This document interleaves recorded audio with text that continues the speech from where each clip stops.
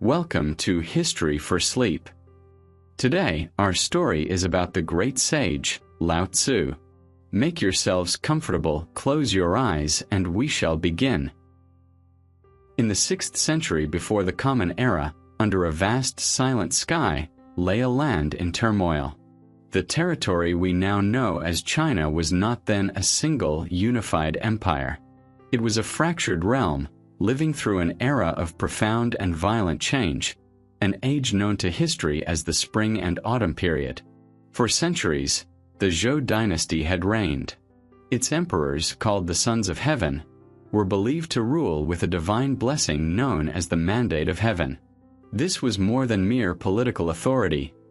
It was a sacred trust, an assurance of cosmic balance. As long as the emperor was virtuous, the mandate held. It promised that the seasons would turn in their proper order, that the rivers would remain within their banks, and that society would enjoy peace and prosperity. But by this era that sacred trust was broken. The Zhou emperor was little more than a figurehead in his own capital, a keeper of a hollow crown, presiding over a kingdom that existed only in name and ancient memory. The true power rested in the hands of ambitious dukes and warlords, rulers of dozens of smaller states that paid only lip service to the emperor. The map of the land was a constantly shifting patchwork of territories. States like Qin, Jin, Chu, and Qi. These rulers were driven by a relentless hunger for land and glory. They were locked in a near-constant cycle of warfare, forging fragile alliances one day and betraying them the next. Oaths sworn over sacred vessels were broken before the blood had dried. Glittering bronze chariots thundered across the plains, but increasingly, battles were won by vast new armies of peasant infantry, wielding the deadly efficiency of newly forged iron weapons. Cities were besieged for months, their people starved into submission, their walls breached and their homes put to the torch.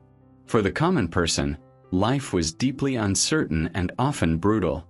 For the farmer, the changing banners of his lord meant new taxes, new demands for grain to feed ever larger armies, and the constant threat of his sons being conscripted. He would watch them march away, knowing they might never return, and see the fruits of his labor trampled by passing soldiers. For the merchant, traveling the roads was a gamble. It was not only bandits he feared, but the greedy officials of each state, who would impose arbitrary tolls and seize his goods at will. For the artisan, his skills were bent towards the creation of weapons and war machines. His craft turned from creation to destruction. And for the mother, the sound of distant drums was a sound of dread, a constant low hum of anxiety that was the soundtrack of her life. This was more than just a political crisis. It was a crisis of the soul, a great cosmic disorientation. The central idea that had ordered their world for generations, the mandate of heaven, seemed to have been withdrawn completely. The stars still followed their silent paths across the night sky, but the world of men had lost its map. People looked to the heavens and wondered, if the Son of Heaven no longer has divine favor, then where does order come from? If the old rituals and traditions no longer bring peace, then what is the correct way to live? How can harmony be restored to a world that seems determined to tear itself apart? It is often in times of greatest turmoil that the human mind becomes most fertile. The breakdown of the old order created a vacuum, and into this vacuum rushed a torrent of new ideas. This period saw the birth of what is called the 100 schools of thought, an unprecedented explosion of intellectual and philosophical inquiry. Across the fractured states, thinkers, scholars, and advisors roamed from court to court. They were intense, often impoverished men, armed only with their ideas, seeking a patron, a ruler who would listen to their diagnosis of society's ills and their prescription for a cure. They debated the most fundamental questions. What is justice? What is the proper role of government? Is human nature inherently good or evil? What is the meaning of morality, and what is the purpose of human life? Some argued for a return to the strict, formal rituals of the past. Others proposed radical systems of universal love. Still others believed that only harsh, unyielding laws could tame the wildness of the human heart. The air itself, in the courts of dukes and the academies of scholars, seemed to vibrate with questions, arguments, and a desperate search for a guiding principle. The world was a noisy place, filled with the clash of swords and the clamor of competing philosophies. It was a world of ambition, of force, of intricate strategies and loud proclamations. It was a world crying out for a solution, for a grand design, for a path back to harmony. But the answer was not to be found in adding more noise to the chaos. The true path forward could perhaps only be found in a profound and radical silence. It was into this weary, wounded, and searching world that a quiet voice would eventually emerge, a voice that spoke not of controlling the world, but of yielding to its flow, a voice that belonged to the man who would come to be known as Lao Tzu. The intellectual landscape of the spring and autumn period was a vibrant and contentious marketplace of ideas, where the greatest minds of the age offered their remedies for a sick world. The most prominent and influential of these voices belonged to a man named Confucius, known to the West as Confucius. He looked upon the chaos and saw a society that had forgotten its traditions, like a family that had lost its way home. He was a tireless restorer, a man who believed the cure lay in mending the fraying fabric of society with the strong, tested threads of the past. He looked backward to what he saw as a golden age of the early Zhou dynasty, a time he imagined was filled with order, propriety, and profound respect between all levels of society. His solution was a detailed blueprint for social harmony, built on a foundation of strict ethical roles and relationships. The ruler must be benevolent, the subject loyal. The father must be a protective guide, the son dutiful and obedient. He taught the vital importance of Li, the complex web of rituals, ceremonies, and etiquette that governed every social interaction. A bow performed at the correct angle, a greeting spoken with the proper words, these were not empty formalities.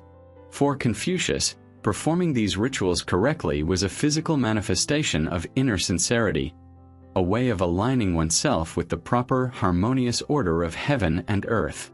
The path to a better world was through tireless self-cultivation, deep study of the ancient classics, and above all, fulfilling one's duty to family and state. His was a philosophy of active, constant, and conscious social engagement. In stark contrast to this humanistic moral approach stood the cold, pragmatic philosophy of the legalists. Thinkers like Han Fei and Li Si looked at the world with the unsentimental eyes of a general surveying a battlefield. They argued that appeals to morality, tradition, and virtue were not only useless, but dangerously naive. They believed that human nature was not good, but inherently selfish, lazy, and driven by base desires for profit and fear of pain. People, they argued, were like crooked pieces of wood that could only be straightened by force and fire. The only way to create a strong, wealthy, and orderly state was through a system of absolute power and draconian laws, applied to everyone, from the highest minister to the lowest peasant, with mechanical, impersonal precision. The legalists advocated for a powerful ruler who would govern with an iron fist, using two tools and two tools only: reward and punishment. Generous rewards for those who served the state's interests, particularly in farming or warfare, and severe, gruesome penalties for the smallest infractions. This would create an atmosphere of pervasive fear, ensuring that everyone followed the rules not out of virtue, but out of a primal instinct for self-preservation. It was a philosophy that saw the state as a machine and its people as interchangeable, functional parts, a system designed for maximum control and efficiency. A third remarkable voice belonged to a man named Mozi, whose followers, the Mahists, formed a disciplined, almost religious brotherhood. The Mahists were practical, deeply logical, and offered yet another solution to the world's suffering. Mozi taught that the root of all chaos was partiality, the natural human tendency to care only for one's own family, one's own state, one's own interests at the expense of others. His radical prescription was a doctrine called Jianai, or universal love. He argued with compelling logic that one should care for all people equally, with the same compassion and sense of duty one feels for one's own parents. This was not a sentimental, emotional love, but a practical, utilitarian principle. An action was good if it benefited the greatest number of people. It was bad if it caused them harm. The Mahists were also master engineers and specialists in defensive warfare. True to their principles, they would travel to states that were under attack and offer their services for free, believing it was their sacred duty to oppose aggressive, wasteful war wherever it arose. Confucians, legalists, Mahists, these were just a few of the 100 schools of thought, each with their own disciples, texts, and fierce debates. But despite their vast differences in method and conclusion, they all shared a fundamental, unspoken assumption. They all believed that the world was a problem to be solved through vigorous, conscious human effort. They were all architects of elaborate systems, be it through moral education, harsh laws, or utilitarian love.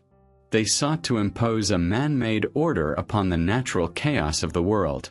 They were activists, reformers, generals, and strategists, all striving, all pushing, all struggling to shape reality to fit their particular vision. Their shared belief was in action, in striving, and in the power of the human will to reshape a broken world. Amid the noise of the 100 schools, a different kind of figure began to take shape in the consciousness of the era. This was not a strategist with a plan for conquest, nor a reformer with a manifesto for society. This was a figure defined by his quietness, by his apparent distance from the struggles of the world. He has come down through history by the name Lao Tzu. But this name is itself a clue, a veil that hints at a deeper mystery. For Lao Tzu is not a personal name. It is an honorific title, a term of profound respect. It simply means the old master, or the old sage. To even begin to approach the man, we must look past the title to the name that history has tentatively assigned him, Li Er. His family name was Li. His personal name was Er. The character for Er means ear, and later legends, seeking to explain this, would claim that he was born with unusually long earlobes, a traditional sign of wisdom and sagacity in ancient China. Whether this is true or not is lost to time, but the name gives us a starting point, a human identity to attach to the legend. Li Er, the man who would become the old master. The task of separating the man from the myth is a formidable one, a challenge that has occupied scholars for millennia. Our most important and earliest source on his life comes from the monumental work of Sima Qian, the grand historian of the Han Dynasty. Writing some 4 centuries after Lao Tzu was said to have lived, Sima Qian dedicated himself to compiling the entire history of his civilization.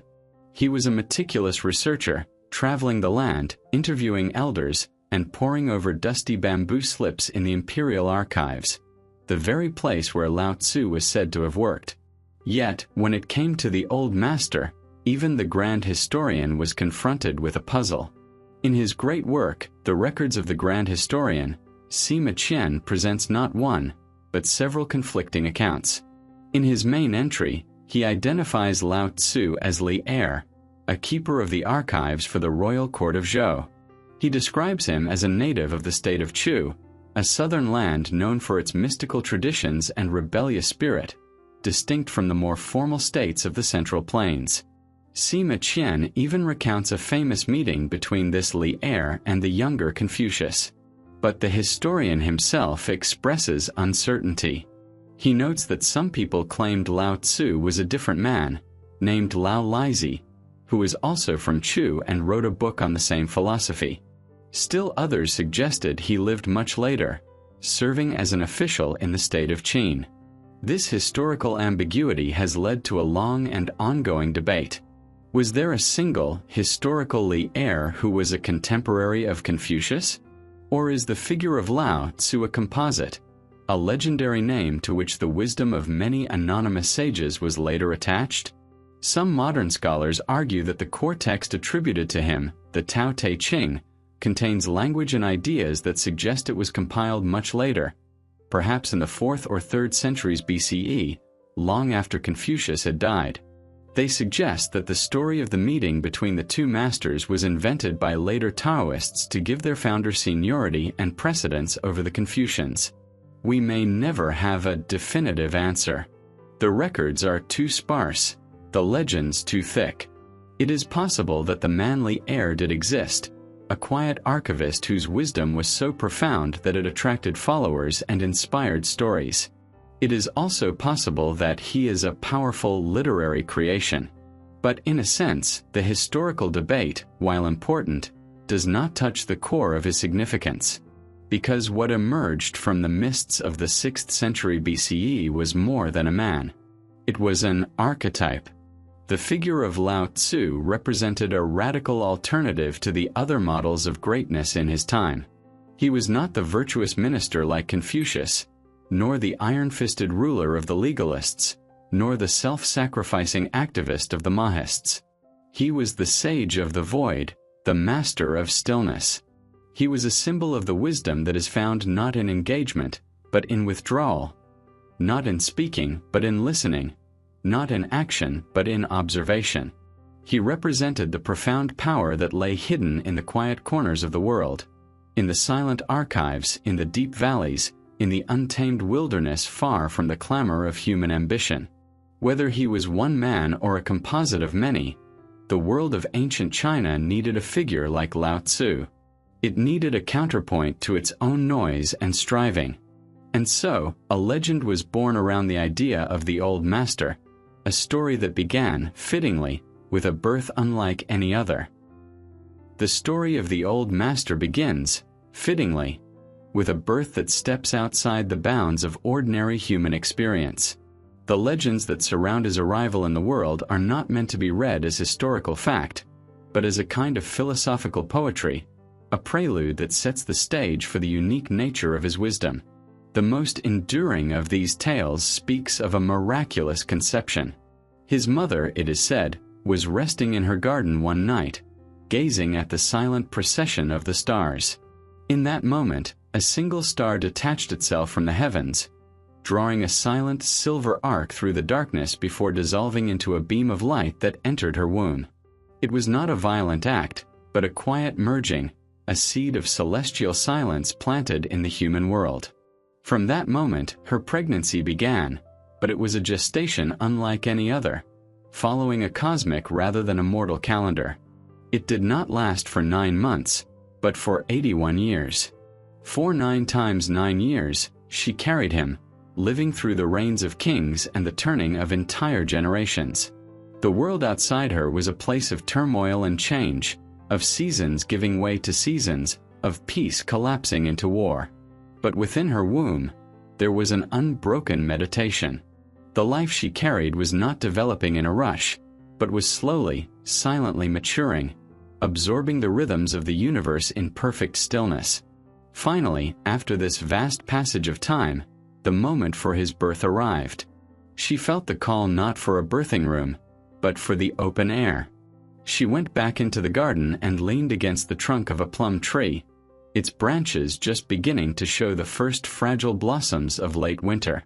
It was there, under the branches of this resilient tree, that he emerged into the world. He was not a helpless, crying infant, red-faced and gasping for his first breath. The child that was born was a small, fully formed man. His hair was already a cascade of snow white, his beard was long and flowing, and his face was etched with the serene, knowing wrinkles of great age.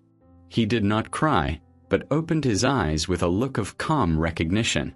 He could already walk and speak, and the first thing he did, according to the legend, was to turn, point to the plum tree that had sheltered his birth, and declare with a clear voice, "This will be my family name." And so he became Li, the name for plum, a symbol of perseverance and beauty that dares to bloom in the cold. This is a strange and beautiful story, and it is the key to understanding the entire philosophy that would follow. It tells us that the wisdom of Lao Tzu was not something he learned over the course of a long life. It was not pieced together from books, debates, or the teachings of other masters. His was an innate wisdom, a knowledge that was complete and perfect from the very moment of its inception. The 81 years of gestation are profoundly symbolic. In ancient Chinese numerology, the number 9 is the highest single digit, the number of heaven representing completeness and the culmination of a cycle. 9 times 9, or 81, therefore represents the ultimate state of wholeness and perfection. His long maturation in the womb signifies a wisdom that has gone through all possible stages of development before even entering the world. It is a wisdom that is not partial or incomplete, but fully realized. He is the archetypal old child, a profound paradox that lies at the heart of his teaching. He is a child because his wisdom is original, pure, and uncontaminated. It is not the second-hand knowledge of society, not the dogma of tradition or the clutter of cultural conditioning. It is a wisdom that sees the world with fresh eyes, with the simple, direct, and wondering gaze of a newborn who has not yet learned to separate the world into a web of names, duties, and fears. It is spontaneous and natural. Yet, at the same time, he is old. His wisdom is ancient, timeless, and connected to the very fabric of existence.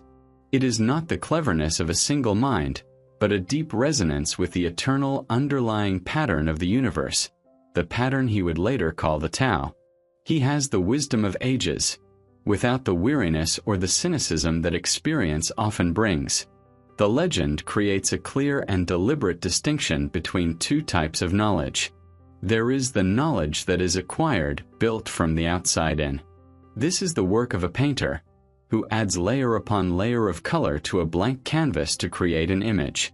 But the wisdom of the old child is like the work of a sculptor. The sculptor does not add anything to the block of stone, but patiently chips away the excess, the non-essential, to reveal the form that was already hidden within. The story of his birth tells us that every person is born with this innate connection to the Tao, this inner statue of perfection, but that it becomes obscured and buried by the noise and striving of the world. Lao Tzu, the legend suggests, was the one who was born with the stone already carved away. His life was not a quest to find wisdom, but an expression of the wisdom he already embodied. This foundational idea, of a perfect natural state that exists prior to all human effort, would echo through all of his teachings, and it was a perspective that was first nurtured not in a classroom or a court, but in the silent, living world of his youth. The legend of the old child gives us a poetic truth, but the manly heir grew up in the world of soil, wind, and water. His early years were spent not in a palace or a bustling city, but likely in the countryside of the state of Zhou. This was a land of misty mountains, vast forests, and winding rivers, a landscape that possessed its own deep and ancient character. And it was this landscape that became his first and most profound teacher. His education was not one of forced memorization of ancient texts, but of silent, patient observation. While other children might play games of war, imitating the clashing chariots of their time, or games of commerce, mimicking the transactions of the marketplace, Li Er's attention was drawn elsewhere. His classroom was the riverbank. His textbook was the forest floor. His curriculum was the turning of the seasons. He spent countless hours watching water. He would sit by a small stream and observe how it behaved. It was an education in the dynamics of true power. He saw how the water, the softest and most yielding of all things, would inevitably overcome the hard and the rigid. It would meet a large, unmoving boulder in its path, a symbol of brute strength and resistance. The water did not try to smash the boulder. It did not gather itself up for a direct assault. Instead, it yielded. It would part, flowing around both sides of the obstacle without struggle, without effort. It found the path of least resistance, and in doing so, its journey continued uninterrupted. Yet, over the course of seasons and years, the constant gentle caress of that same soft water would smooth the boulder's sharp edges, wear away its surface, and eventually, turn the great stone into a collection of small, smooth pebbles. From this, the young Li Er learned a fundamental law of the universe. That which is yielding and persistent will always overcome that which is rigid and forceful. He learned that water never strives. It does not seek the high and glorious places. By its very nature, it flows downwards, seeking the lowest possible ground, the valleys, the basins, the dark places that ambitious men disdain. And yet, in occupying these humble places, it gives life to everything. The rice paddies, the trees, the 10,000 creatures, all depend on the water that seeks the lowest level. It nourishes all things without demanding recognition or praise. It is powerful because it does not seek power. It is essential because it does not try to be important. He saw in the silent, selfless action of water a model for the wise person. To be humble, to be of service without seeking reward, and to find strength not in opposition, but in adaptation. His second great teacher was the bamboo. He would watch the slender stalks in a grove as a storm approached. A great oak tree, a symbol of strength and pride, would stand firm and rigid against the gale. It would resist the wind with all its might, its thick branches held unbending against the onslaught. And in a powerful gust, this very strength would become its undoing. The oak would crack and splinter, its resistance leading to its own destruction. But the bamboo behaved differently. As the wind blew, the bamboo would bend. It would bow low, sometimes touching the very ground, its flexibility allowing the storm's energy to pass over it. It offered no resistance. And when the storm had passed, when the wind was calm again, the bamboo would spring back up, unharmed and serene. It survived not because it was strong in the conventional sense, but because it was supple. It was rooted firmly in the earth, but its identity was not tied to a rigid posture. It was strong because it was flexible. From the bamboo, he learned the wisdom of non-resistance, the art of enduring chaos by yielding to it, rather than confronting it head-on. He also saw that the bamboo's strength came from its emptiness. The stalk was hollow, and this very hollowness made it light and resilient. This became a powerful metaphor for the mind of the sage. A mind empty of rigid opinions, of ego, of the need to be right, is a mind that cannot be broken. His third lesson came from something even simpler. A piece of wood as it was found in the forest. An uncarved block. Before the carpenter takes his tools to it, the wood exists in a state of pure potential. It is not yet a table, nor a chair, nor a wheel, nor a spear shaft. Because it is undefined, it could become anything. It is whole, natural, and complete in its simplicity. This was the state he would later call Pu. He observed how men would take this wood and, with great effort and ambition, carve it, shape it, and force it into a single specific purpose. In gaining a function, the wood lost its wholeness. It was now useful, yes, but it was also limited.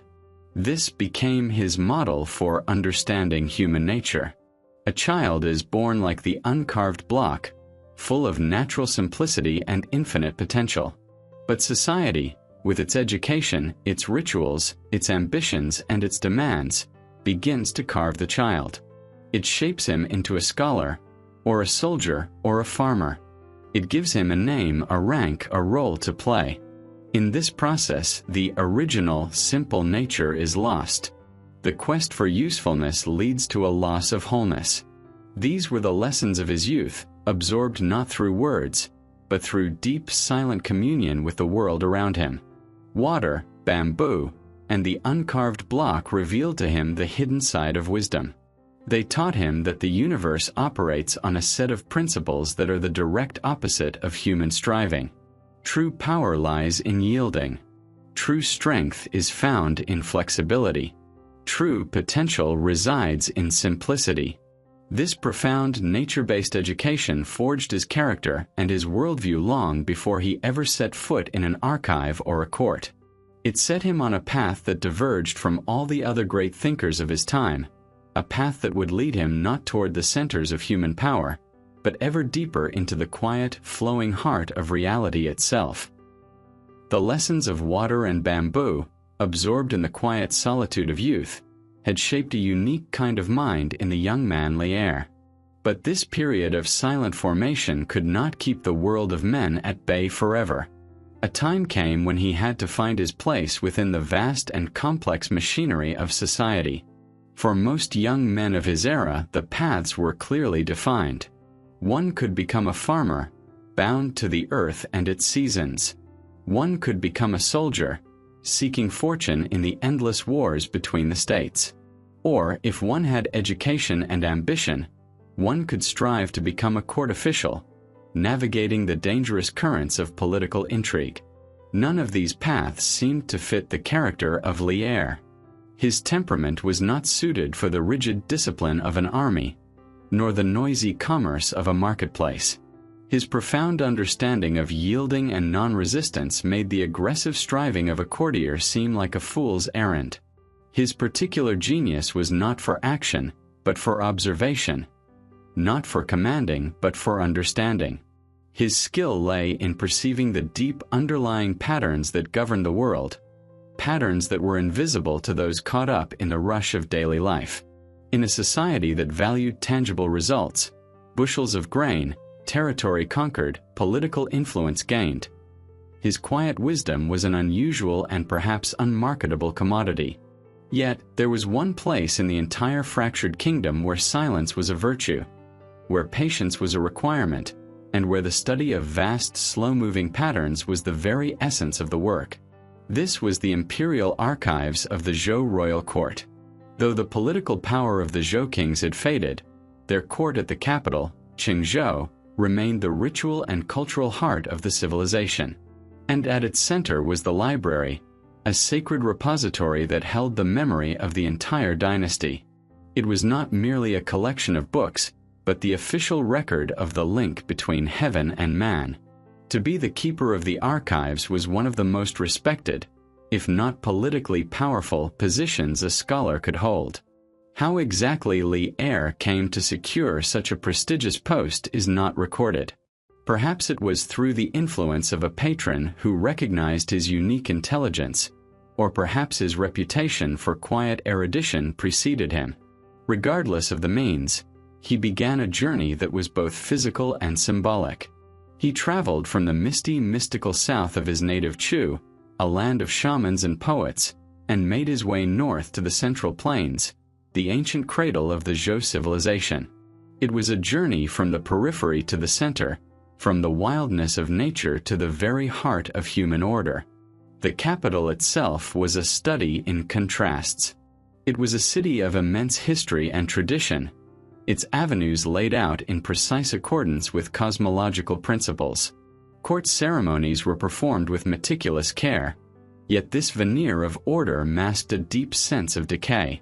The rituals were correct, but the power they symbolized was gone. Upon his arrival, Lier entered the world of the archives, and in doing so, he entered a sanctuary of silence. The building would have been a cool, dark place, constructed to protect its precious contents from the humidity of summer and the cold of winter. The air inside would have carried a faint, dry scent of aging bamboo, of ink made from pine soot, and perhaps of the sandalwood burned to keep insects away. The only sounds would have been the soft whisper of his own footsteps on the rammed earth floor, the rustle of silk scrolls being carefully unrolled, and the faint scratching of a stylus on a fresh bamboo slip. Here, the clamor of the outside world, the rumble of chariots, the arguments of ministers, the cries of the marketplace, faded into an irrelevant hum. His duties were solemn and required immense patience. He was responsible for the preservation and organization of the kingdom's records. These were not printed books, but thousands upon thousands of bamboo slips, thin vertical strips of wood, inscribed with characters and bound together with silken cords to form heavy, cumbersome scrolls. There were also records written on rolls of silk, detailing the genealogies of kings, the minutes of court meetings, the treaties signed with rival states, and the official histories of great campaigns. His task was to guard these fragile documents against time and decay, to recopy texts whose bindings were fraying, and to assist the few court scholars or officials who required access to the wisdom of the past. In this quiet, ordered world, Li Er had found his place. His new subject of study was no longer the flow of a river across a landscape, but the flow of events across time. The patterns he now sought were not in the growth of a forest, but in the rise and fall of dynasties. He had moved from the classroom of nature to the classroom of history. Surrounded by the recorded triumphs and tragedies of generations of men, he was perfectly positioned to continue his silent education. He was now the keeper of the collected memory of a civilization, a silent witness to centuries of human striving, ambition, and ultimately failure. Li Er's work in the Imperial Archives was a slow, methodical immersion in the ghosts of the past. The scrolls and bamboo slips he curated were not dry, impersonal records. They were the preserved voices of kings, ministers, generals, and diviners, all long dead. Each document was a testament to a moment of intense human desire. The desire for power, for legacy, for certainty, for glory. And day after day, year after year, Li Er unrolled these voices, read them in the silent air of the library, and carefully rolled them back up, becoming the sole confidant of forgotten centuries. He would handle the royal decrees, written in bold, confident characters. These were the pronouncements of kings at the height of their power, edicts that established new laws, commanded the construction of great palaces, or granted vast territories to favored nobles. In their time, these words had the force of destiny, capable of moving armies and reshaping the lives of millions. But now, in the quiet of the archive, they were just dried ink on brittle silk, their commands no longer holding any power, their promises long since broken. He saw how the grandest proclamations of permanence were the first to be swept away by the currents of time. He would spend his days meticulously examining the genealogies, the intricate family trees of the Zhou kings and the great aristocratic houses. These records were kept with sacred precision, tracing lineages back to mythical founders and divine ancestors. They were maps of power, showing how a family grew from a small clan to a house of immense influence, dominating the court for generations. But as he read on, he would inevitably find the end of the line. He would see how a once mighty family, through arrogance, corruption, or simply the slow decay of time, would begin to fracture. The names would become less frequent in the official records, their titles would diminish, until finally, they disappeared altogether, replaced by a new, ambitious clan whose own story of rise and fall was just beginning. He saw that power was not a permanent possession, but a temporary tide that ebbed and flowed with relentless certainty. He would read the treaties, the solemn oaths of eternal friendship and alliance sworn between the Zhou court and the rulers of other states. These were documents sealed with blood and witnessed by the gods, filled with poetic language of brotherhood and mutual defense. But stored right next to them in the archives would be the chronicles of the wars that followed, sometimes just a few years later. He saw how the most sacred promises made by men were as fragile as the silk they were written on, easily torn apart by greed and fear. He learned that human attempts to create fixed, permanent relationships were constantly undone by the changing nature of human desire. Perhaps most tellingly, he had access to the divination records, the questions that kings and emperors had posed to the spirit world. These might be inscriptions on ancient oracle bones or the records of court diviners who interpreted the cracks in heated turtle shells. The questions revealed the deepest anxieties of the most powerful men in the land. Will the harvest be good? Will my son be a worthy heir? Should I launch this military campaign? Is there a curse upon my house? In these records, Li Er saw that the men who held the mandate of heaven, who were seen as living gods on earth, were in reality consumed by fear and uncertainty. They desperately sought to control the future, to pin down a reality that was fundamentally fluid and unpredictable. And the record showed that for every prophecy that came true, another was proven false. The future, he saw, refused to be bound by human inquiry. Day after day, handling these relics of ambition, a single overwhelming pattern began to emerge. It was a cycle, repeating itself with the same inevitability as the seasons. A new power would rise, often from humble origins, full of vigor and flexibility, like the supple bamboo. It would overthrow the old, rigid dynasty and establish a new order. For a time, it would rule with wisdom and justice. But then, inevitably, success would breed arrogance. The rulers would begin to believe in their own permanence. They would build higher walls, create more complex laws, and perform more elaborate rituals, all in an attempt to fortify their position and stop the process of change. They would become like the proud oak tree, rigid and unbending. And in this very rigidity, they created the conditions for their own collapse. Their strength became their weakness, and they would eventually be swept away by a new, more flexible power, and the entire cycle would begin again. The archives became Li Er's laboratory. The lessons he had learned from nature were now being confirmed by the vast, undeniable evidence of human history.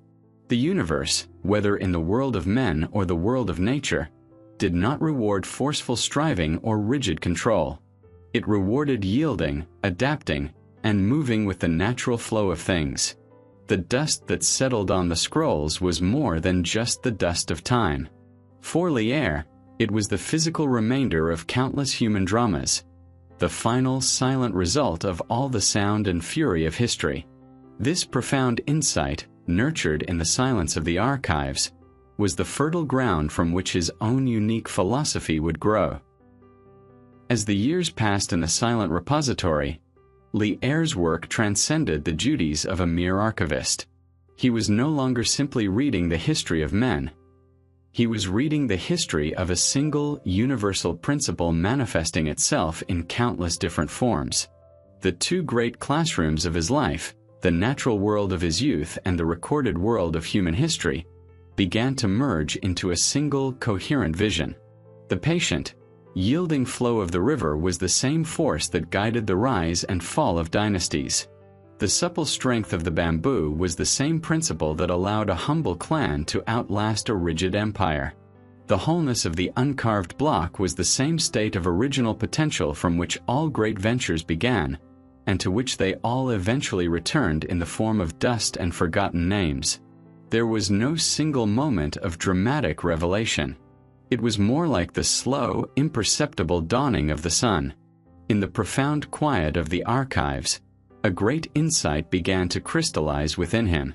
He realized he was witnessing a single, immense, and invisible process that underpinned everything. It was a current, a flow, a way that was present in the spinning of the galaxies and the sprouting of a single seed. It was the source from which all things emerged, and the great ocean to which all things returned. This process had no name because to name it would be to limit it, to separate it from the totality of existence. It was not a god, for it had no personality, no will, no intention. It was simply the natural, spontaneous, and effortless unfolding of the cosmos. This was the Tao. The Tao was everything, and yet it was nothing. It was the ultimate reality, yet it was completely empty and intangible. He saw it in the space between the bamboo slips, in the silence between the characters, in the vast unrecorded emptiness between one dynasty and the next. The archives, he realized, were a monument not to what was written, but to what was not written. They recorded the actions, the names, the dates, the solid things. But the true force of history, the Tao, was the invisible current that carried all these solid things along, just as a river carries leaves. The kings and ministers he read about had made a fundamental error. They believed that they were the actors, that their will and their ambition were the primary forces shaping the world. They failed to see that they were merely being acted upon, carried along by a force far greater and more ancient than themselves.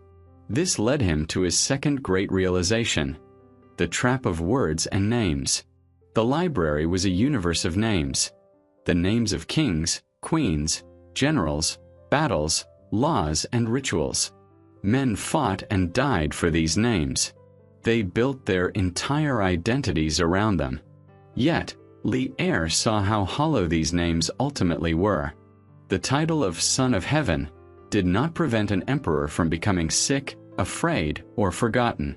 The name of a glorious victory did not change the fact that the field was covered in corpses and the victory was a prelude to a later defeat.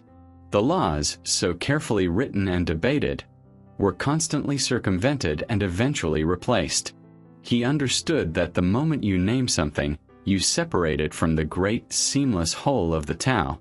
You create a concept, a fixed idea, and you mistake that concept for reality. The human world was a world of people clinging desperately to named things, while the nameless reality of the Tao flowed on, indifferent to their labels.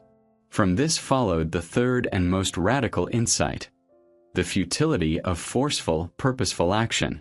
The entire collection of records was a testament to Wu-wei, to striving, to effort, to deliberate and ambitious action. The kings strove for power. The ministers strove for influence. The generals strove for victory. Everyone was trying to do something to impose their will upon the world, to bend reality to fit their desires. And the result, spread across thousands of scrolls, was an almost perfect record of failure. He saw that the harder a ruler tried to control his people with complex laws, the more deceitful and rebellious the people became. The more a general sought a decisive, glorious victory, the more entangled and bloody the war became. The more a dynasty tried to secure its own permanence, the more brittle and fragile it grew. Force, he realized, always creates counterforce. Ambition always plants the seeds of its own downfall. The human tendency is to push, to strive, to control. But the way of the Tao was the opposite. It was a way of Wu-wei, which is often translated as non-action, but its meaning is far more subtle. It means effortless action, or spontaneous action. It is the action of the river flowing, which does not struggle to find its path. It is the action of the tree growing, which does not strive to become tall. It is acting in perfect harmony with the natural flow of things, without the interference of the striving, ambitious ego. The wisest ruler, he concluded, was the one who did the least, who governed so lightly that the people barely knew he existed. The most effective general was the one who won without fighting. The most fulfilled person was the one who had given up the struggle to become something, and was content to simply be. This profound understanding, born in the deep silence of the archives, set him completely apart from the world outside. While the courtiers in the decaying Zhou court continued their elaborate rituals and whispered their political intrigues, Li Er had discovered a truth that made all of their activities seem like the frantic buzzing of insects. He possessed a secret, not a secret of power that could be wielded, but a secret of perception that changed everything. He had looked into the heart of human history and found not the story of men, but the reflection of a quiet, empty, and all-powerful Tao. The great insight that dawned in the quiet of the archives did not compel Li Er to abandon his post. Instead, it transformed his presence within it. He continued his duties as the keeper of the archives, but he was now a man living in two worlds at once. Outwardly, he was a functionary of the decaying Zhou court. Inwardly, he was a traveler in the vast, nameless landscape of the Tao. The world of the palace, which had once been the backdrop to his work, now became a theater where he could observe his newfound understanding played out in the daily drama of human life. The Zhou court was a world obsessed with surfaces. It was a place of elaborate rituals, where the precise angle of a bow or the correct color of a robe for a particular ceremony was a matter of grave importance. Ministers and courtiers spent their days in a delicate dance of etiquette and veiled language, constantly maneuvering for favor, status, and influence. They were masters of the named world, their identities completely bound up in their titles, their ranks, and their reputations. They sought to control their small portion of reality through intricate rules and carefully managed appearances. For Li Er, watching them was like watching men trying to build a dam out of shadows. His own demeanor became even more reserved, his silence more profound. He performed his tasks with a new kind of precision, not the precision of a diligent servant, but the effortless grace of water finding its level. He handled the ancient scrolls with care, not because they were the property of the king, but because they were manifestations of the Tao's unfolding. He was polite and correct in his interactions, but there was a new quality of distance in his eyes. He moved through the court like a deep, slow-moving river, while the courtiers around him were like frantic waterstriders, skimming across the surface. His presence was a quiet enigma. In a world where everyone was striving to be noticed, his profound lack of striving made him impossible to ignore. Gradually, people began to seek him out. They were not the great ministers or the powerful lords, who were too busy with their own ambitions. They were younger scribes, thoughtful scholars, and disillusioned officials who sensed that the elaborate rituals of the court were a hollow shell. They felt the deep sickness of their time and had grown weary of the loud, confident prescriptions offered by the 100 schools. They came to the quiet archive, drawn by the rumors of an archivist who possessed a strange and deep wisdom. They came with the great questions of their age. A young official, anxious about his career, might ask him for the secret to gaining influence and rising through the ranks. Li Er would not offer a strategy. He might simply remain silent for a long moment, then ask in return, "Have you ever watched a valley? It does nothing, and yet all streams flow to it."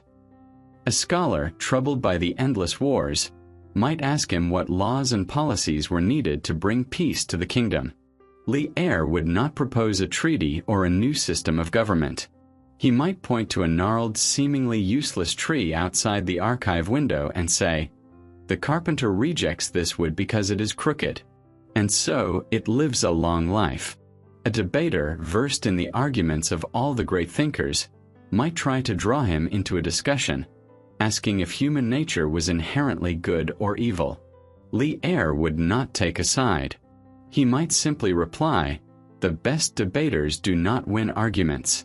The Tao is not found in proving others wrong." This method of teaching was frustrating for those who came seeking simple rules or clear answers. They left the archive confused, thinking the old master was eccentric or senile. But for a select few, his words were like seeds planted in the fertile ground of a ready mind. His paradoxical statements and nature-based analogies forced them to abandon their habitual ways of thinking. He was not giving them knowledge. He was pointing them toward a different way of seeing. He taught that wisdom was not a destination to be reached through a series of logical steps, but a state of being to be realized by letting go of the very desire to reach it. His reputation grew, but it was a strange kind of fame. He became known not for what he said, but for what he didn't say. He was the master of the meaningful void, the teacher whose silence contained more wisdom than the eloquent speeches of other masters. While the Zhou dynasty continued its slow, inexorable slide into irrelevance, while the world of titles and ceremonies became ever more detached from the violent reality of the warring states, Li Er cultivated an unshakable kingdom within himself. He lived in the heart of a dying world, yet he was untouched by its decay. He demonstrated a different kind of power, not the power to command or control, but the profound, resilient power of one who has ceased to struggle against the current of reality and has instead learned to become one with its flow. The quiet wisdom that Li Er shared with those who sought him out was not a set of rules for living, nor was it a political or social program. It was a pointer, a finger gesturing toward a reality so vast and fundamental that it defied all description. At the very heart of his understanding was a single concept, a word that is both the beginning and the end of his entire philosophy. That word is Tao, and the greatest challenge in understanding the old master is to grasp the meaning of a term whose first principle is that it cannot be truly defined. The very first line of the book he would later write begins with a warning: "The Tao that can be told is not the eternal Tao. The name that can be named is not the eternal name." He was not being evasive. This was the most precise statement he could make. The Tao is the ultimate reality, the deep underlying pattern of the universe, the natural law that governs all things. But it is not a thing itself. It is the source of all things, yet it remains empty. It is the mother of all creation, yet it is nameless. To understand it, one cannot use the dissecting tools of logic and language. One must use intuition, observation, and metaphor. Imagine the Tao as the vast, silent, and empty space of the cosmos before the stars were born.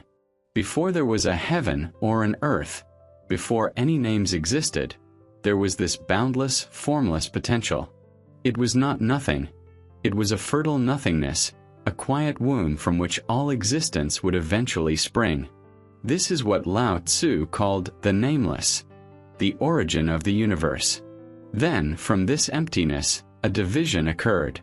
A single energetic pulse gave rise to duality, to yin and yang, to light and shadow, to heaven and earth. This was the named, the mother of the 10,000 things, the term he used for all of the individual, distinct forms we see in the world, from a mountain to a butterfly, from a person to a single grain of sand. The Tao is both the nameless void from which all things arise and the named process by which they live and die. To make this more tangible, Lao Tzu used the simplest of images. He would point to the hub of a wheel. 30 spokes share the wheel's hub. It is the center hole that makes it useful. We look at the solid spokes, the strong rim, but the entire function of the wheel depends on the empty space at its center, the part that is not there.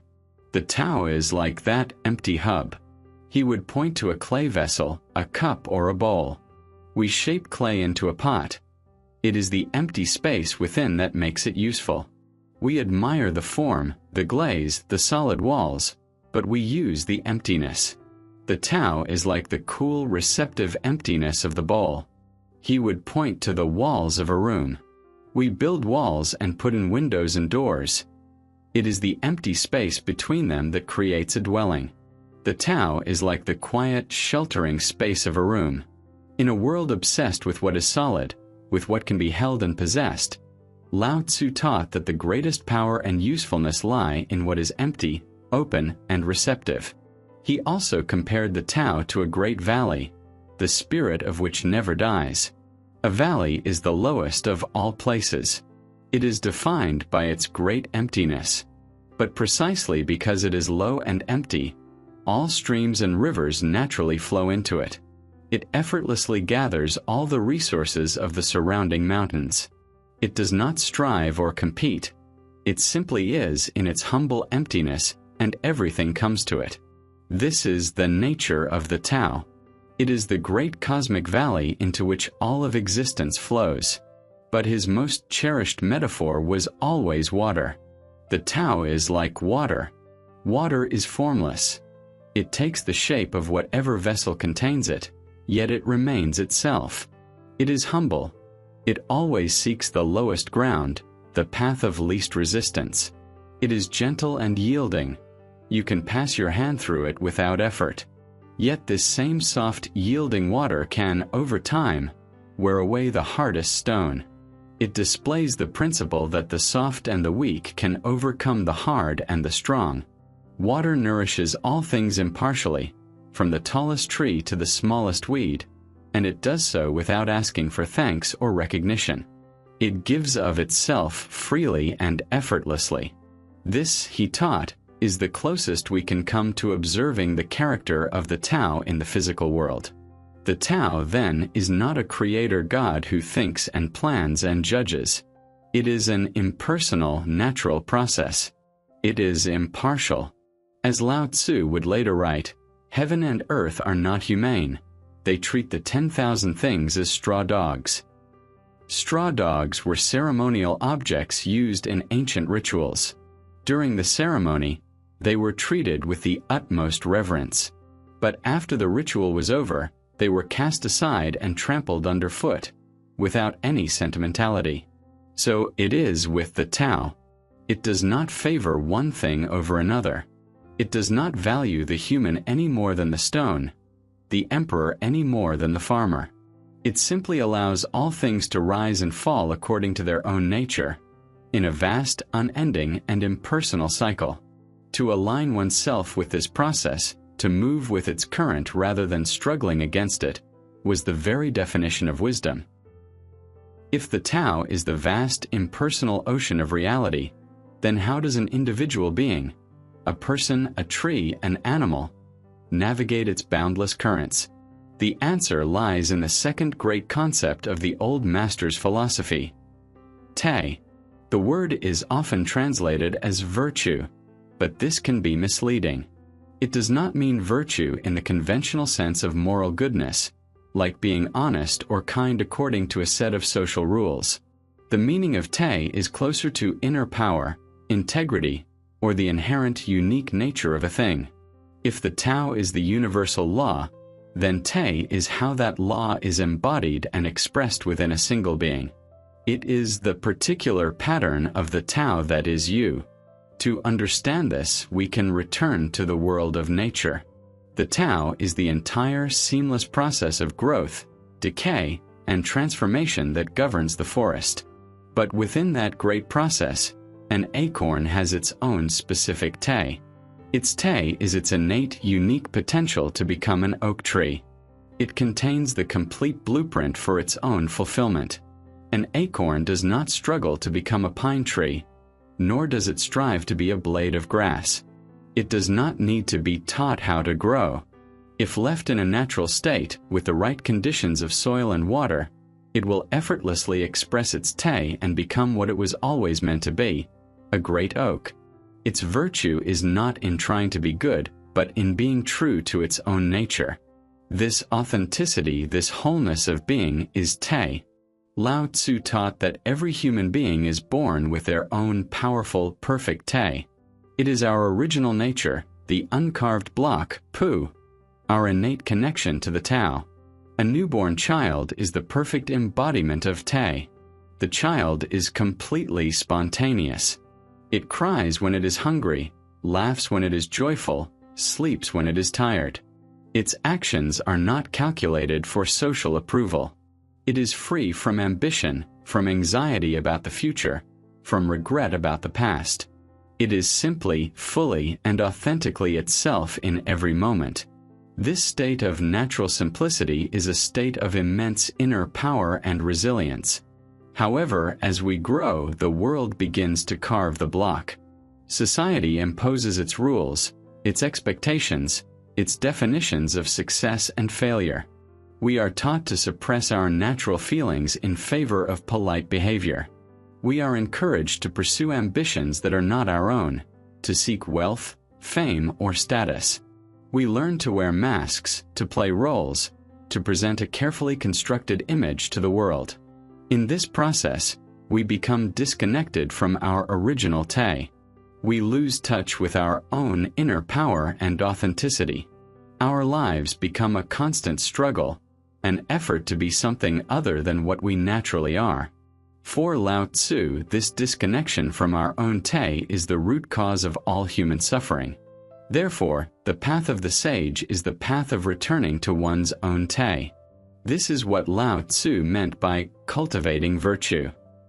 It is not a process of adding anything, but of taking away. It is an act of unlearning. It involves patiently chipping away the artificial layers of social conditioning, of ambition, of ego, of the desire to control. It is a journey backward, a return to the simplicity and spontaneity of the child. This is not a call for irresponsibility, but for a radical kind of inner honesty. The person who has cultivated their Te acts from a place of deep inner harmony, not from a desire to conform to external rules. Their actions are naturally good and compassionate, not because they are trying to be virtuous, but because compassion is a natural expression of a being that is in harmony with the Tao. The person who embodies Te possesses a special kind of power. It is not the forceful power of a general or a king. It is a quiet, resilient power, like that of water or the supple bamboo. Because they do not strive, they cannot fail. Because they do not compete, no one in the world can compete with them. Because they have let go of their rigid ego, they are flexible and adaptable, able to move through the world without conflict. As Lao Tzu would write, He who is filled with Te is like a newborn child. Poisonous insects will not sting him. Fierce beasts will not seize him. Birds of prey will not strike him. This is a poetic way of saying that one who is in perfect harmony with their own nature, and thus with the Tao, is protected from harm. They do not create friction with the world, and so the world does not push back against them. True power, the old master taught, was not the ability to command others, but the quiet, unshakable strength that comes from being completely and authentically oneself. With an understanding of the vast impersonal Tao and the unique inner power of Te, we arrive at the third pillar of the old master's thought. This is the principle that describes how a person who has cultivated their Te acts in the world. It is perhaps the most misunderstood and yet the most practical of all his teachings. This is the concept of Wu-wei. Translated literally, the words mean no action or non-doing, and this has led many to assume that Lao Tzu was advocating for a life of complete passivity, of lazy inaction and withdrawal from all of life's responsibilities. But this is a profound misunderstanding. Wu-wei is not about doing nothing. It is the art of acting without struggle, the secret of achieving everything by not trying to force anything. It is effortless, spontaneous action that arises from a state of deep harmony with the Tao. To grasp this, we must once again turn to his great teacher, nature. Nature is the ultimate master of Wu-wei. A cloud does not try to drift across the sky, it simply drifts. A river does not try to reach the sea, it simply flows. A tree does not try to grow, it sinks its roots into the earth, accepts the sun and the rain, and growth occurs as a natural, spontaneous result. The entire universe, in fact, operates on the principle of Wu-wei. The stars and planets move in their majestic orbits without strain, without effort, following the silent, invisible laws of the Tao. There is immense, constant activity in the cosmos, but there is no sense of struggle, no ambitious ego driving the process. This is action that is so perfectly aligned with its own nature that it appears effortless. The opposite of Wu-wei is wei. Wei is the kind of action that is driven by the human ego. It is forceful, purposeful, and often resistant to the natural flow of things. It is the action of a man trying to push a boat upstream against a strong current. He may be strong and determined, and through immense effort, he may make some progress. But he is working against the river, not with it. His action is a constant struggle, draining his energy and creating immense friction. The master of Wu-wei, in the same situation, would not try to push the boat upstream. He would accept the river's current. He might use a sail to catch the wind, or use a pole to push off from the riverbed in a way that uses the water's own eddies and flows. His action would be intelligent, adaptive, and effective, precisely because it was not in opposition to the natural order. This principle extends to all areas of human life. Consider the master artisan, a calligrapher, a potter, or an archer who has achieved true mastery of their craft. When they work, they enter a state of Wu-wei. The calligrapher's hand does not feel like it is being consciously controlled. The brush seems to dance across the paper of its own accord. The potter's hands do not force the clay into shape. They gently guide it, responding to its texture and moisture, allowing the pot to emerge from the spinning wheel. The master archer, in the moment of releasing the arrow, does not aim with conscious, straining effort. As the ancient Zen masters would later describe it, it shoots itself. In all these cases, the ego, the part of the mind that calculates, strives, and tries to control, gets out of the way. The action flows through the person rather than from them. This state of being in the zone, as modern psychology calls it, is a perfect expression of Wu-wei. It is the highest level of skill, and it always appears graceful and effortless. Lao Tzu applied this same principle to the art of governance. He saw that most rulers governed through wei. They created endless laws, raised high taxes, launched ambitious wars, and constantly interfered in the lives of their people. They were like clumsy cooks, constantly poking and prodding their ingredients, and in doing so, they ruined the meal. The wise ruler, the sage king, governs through Wu-wei. His approach is summed up in the famous line, "Governing a large country is like cooking a small fish. You handle it as little as possible." The wise ruler trusts in the people's natural goodness and their ability to organize themselves. He provides the basic conditions for peace and prosperity, a fair system, a stable currency, and protection from external threats, and then he steps back. He governs so lightly that the people are hardly aware of his existence. And because he does not interfere, society flourishes naturally. As Lao Tzu wrote, "When the master governs, the people are happy and content. When the government is meddlesome, the people are in need." To practice Wu-wei is to cultivate an intuitive sense of timing, knowing when to act and when to remain still. It is like sailing a ship. A good sailor does not try to command the wind and the waves. That would be foolish. Instead, he studies them. He understands their nature, and he skillfully adjusts his sails and his rudder to use their power to carry him to his destination. There are times to be active, to catch a strong gust of wind. There are times to be patient, to wait in a calm for the breeze to pick up. This is wisdom in action. It is not passivity. It is the highest form of effectiveness, an effectiveness that comes from harmony, not from force. It is the central paradox of the old master's teaching. By letting go of the desperate need to control everything, one gains a more profound and lasting influence. Through this effortless action, through Wu-wei, nothing is left undone. While the concepts of the Tao, Te, and Wu-wei provide the grand philosophical framework of the old master's thought, he did not leave his followers without a more tangible guide for navigating the complexities of human life. He understood that while the ultimate reality is nameless, we live in a world of names, choices, and actions. And so, he distilled his wisdom into three core principles, three precious qualities that a person who follows the Tao should hold above all else. He called them his three treasures or three jewels.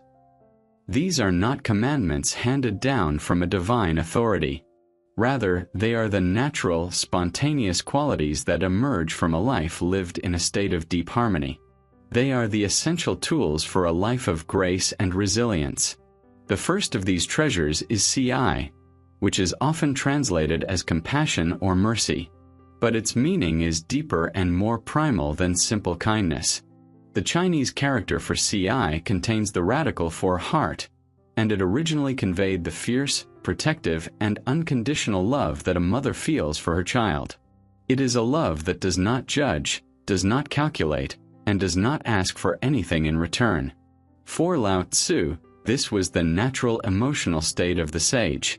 The sage, seeing all of creation as a manifestation of the one Tao, feels this motherly compassion for all of the 10,000 things. He sees no fundamental separation between himself and others. To harm another being is, in a very real sense, to harm oneself, just as the left hand would not intentionally injure the right. From this treasure, Lao Tzu draws a surprising conclusion. He states, "From compassion comes courage." This seems paradoxical. We often associate courage with aggression, with the forceful will of the warrior. But the courage of the warrior is often rooted in fear, the fear of defeat, the fear of dishonor, the fear of death. The courage born of compassion is of a completely different nature. It is the selfless courage of a mother defending her child from a predator. Her bravery is not born from hatred of the predator, but from an overwhelming love for her child. She does not think of her own safety.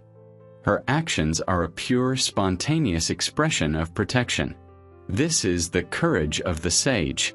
Because he acts not for his own gain or glory, but out of a deep empathy for the well-being of others, he is free from fear. He can face any danger without hesitation, not because he is aggressive, but because he is a guardian. The second treasure is Jian, which can be translated as moderation, frugality, or simplicity. Again, the meaning goes far beyond the surface idea of saving money or avoiding waste.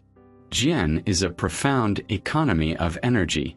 It is the principle of not taking more than you need, not using more force than is necessary, and not indulging in desires that deplete your vital essence or te. The sage observes that nature is the perfect model of moderation. A tree does not grow more branches than it can support. A river does not flow faster than gravity dictates. The universe is incredibly powerful, yet it is never wasteful. Human beings, driven by the ego, are the only creatures who constantly strive for excess. Excess wealth, excess food, excess fame, excess stimulation. This constant striving for more, Lao Tzu taught, is the source of all exhaustion and anxiety. It is a leaking of one's inner power. And from this second treasure, another paradox emerges. Lao Tzu states, "From moderation comes generosity." We tend to think that one must be rich to be generous.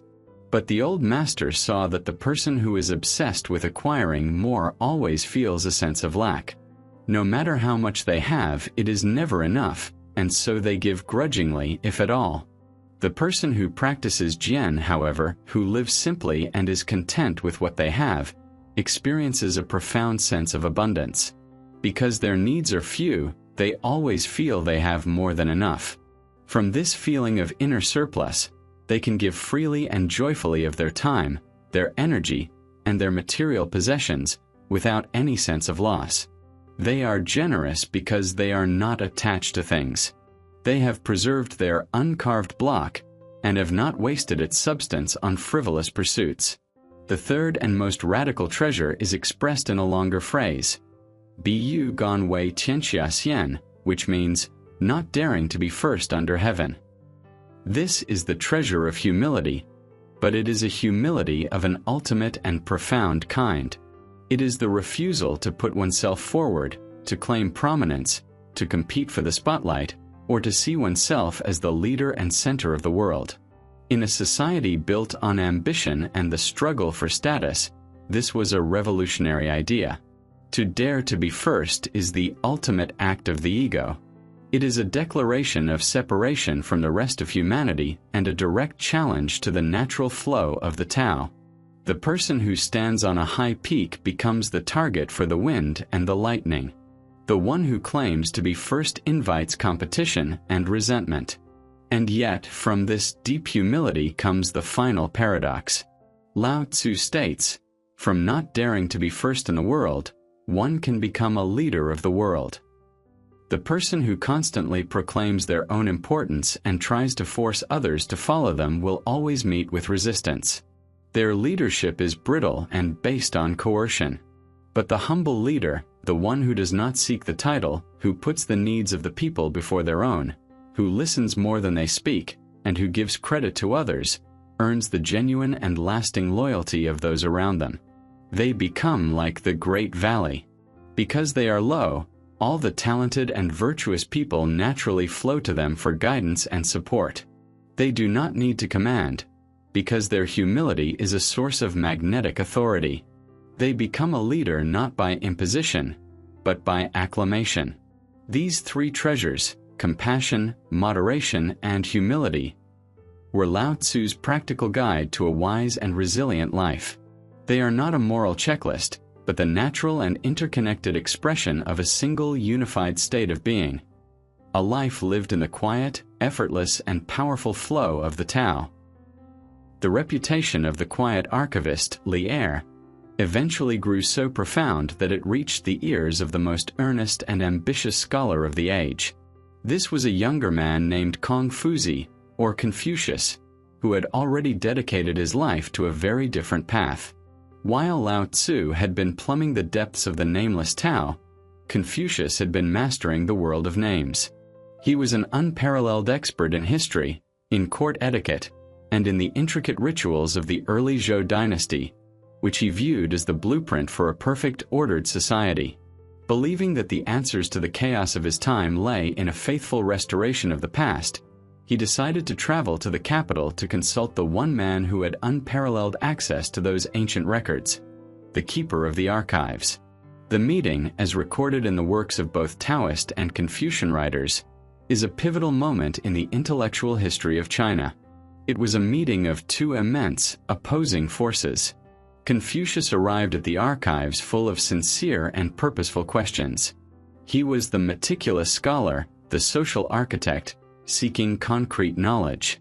He asked Li Er about the precise details of ancient ceremonies, the proper conduct for ancestral rites, and the specific teachings of the sage kings of old. He came seeking rules, forms, and historical precedents, the solid bones of a structured, moral society. He believed that if he could just understand these forms perfectly, he could teach them to the rulers of his day and restore harmony to the world. Lao Tzu listened to these earnest questions with a deep, patient silence. He did not provide the specific answers Confucius sought. To do so would have been to validate the very worldview he had come to see as a trap. Instead of discussing the details of the rituals, he pointed beyond them. According to the accounts, he responded with a gentle but devastating critique.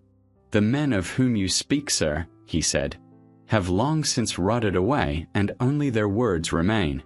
Their bones are dust." He was telling Confucius that he was obsessed with the empty shells of the past, while ignoring the living essence of the present. He continued with a metaphor from the world of commerce, something the practical-minded Confucius would understand. "A clever merchant," he explained, "hides his treasure and acts as though he has nothing. The superior man, if he is truly superior, has a countenance that appears foolish and dull." He was subtly advising the brilliant young scholar that true wisdom does not advertise itself. The relentless pursuit and display of knowledge was an act of ego, not of genuine understanding. He encouraged Confucius to rid himself of his pride and his many desires, warning him that they were of no use to him. The true path, he implied, was not in accumulating more knowledge from the past, but in emptying the mind in the present. Confucius, for perhaps the first time in his life, was left completely speechless. He had come prepared for a scholarly debate, but he found himself in the presence of a force he could not categorize or comprehend. He had asked for a map, and Lao Tzu had told him to look at the sky. He had asked for the rules of the road, and Lao Tzu had told him to feel the direction of the wind. All the structures of thought that had defined his world, history, ritual, duty, propriety, seemed to melt away in the presence of the old master's profound stillness. He bowed, thanked the archivist, and departed in a state of deep bewilderment. When he returned to his own disciples, they gathered around him, eager to hear what he had learned from the great archivist. Confucius remained silent for a long time. Finally, he spoke, and his words have become one of the most famous descriptions of Lao Tzu ever recorded. "I know that a bird can fly," he told his students. "I know that a fish can swim. I know that a beast can run. The running beast can be caught in a trap, the swimming fish can be caught in a net, and the flying bird can be caught with an arrow." He was describing the known world, the world of categories and predictable behaviors that he had mastered. "But," he continued, his voice full of awe, "there is the dragon. I do not know how it rides the wind and the clouds and ascends to heaven. Today I have seen Lao Tzu. Today I have seen a dragon." In this single, powerful image, Confucius captured the fundamental difference between them. He, Confucius, was a master of the earthly realm, the magnificent phoenix of legend, concerned with the proper ordering of human society.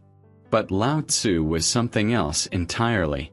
He was a creature of the cosmos, a being who operated according to a different set of laws, who was at home in the vast, formless, and powerful currents of the Tao. The dragon is a symbol of primal, untamable, and spiritual power. It cannot be understood by the rational mind, just as the Tao cannot be defined by words. Whether this meeting actually took place is a matter of historical debate. But its truth is not in its historicity. Its truth lies in the perfect clarity with which it illustrates the two great poles of Chinese thought. The path of Confucius is the path of the social engineer, striving to build a better world from the outside in, through education, ethics, and ritual. The path of Lao Tzu is the path of the sage, seeking a transformation from the inside out, by aligning the self with the natural, spontaneous flow of the universe. The encounter at the archives was not just a meeting of two men. It was the meeting of two worlds, a moment that forever defined the landscape of human wisdom. For many years, Lao Tzu remained in his post at the Zhou capital, a silent, unmoving center in a world that was slowly spinning apart. He was a keeper of the past, but his profound insight into the Tao gave him an equally clear vision of the future. He saw the inevitable trajectory of his civilization, and it filled him with a deep and quiet sorrow. The Zhou dynasty was not merely in decline. It was a dying tree, its magnificent branches of ritual and tradition now dry and brittle, its roots rotted through with corruption and ambition. The emperor performed the ancient rites to heaven, but the rulers of the powerful states on the periphery no longer listened. They were carving up the kingdom, their armies clashing in ever more brutal and pointless wars.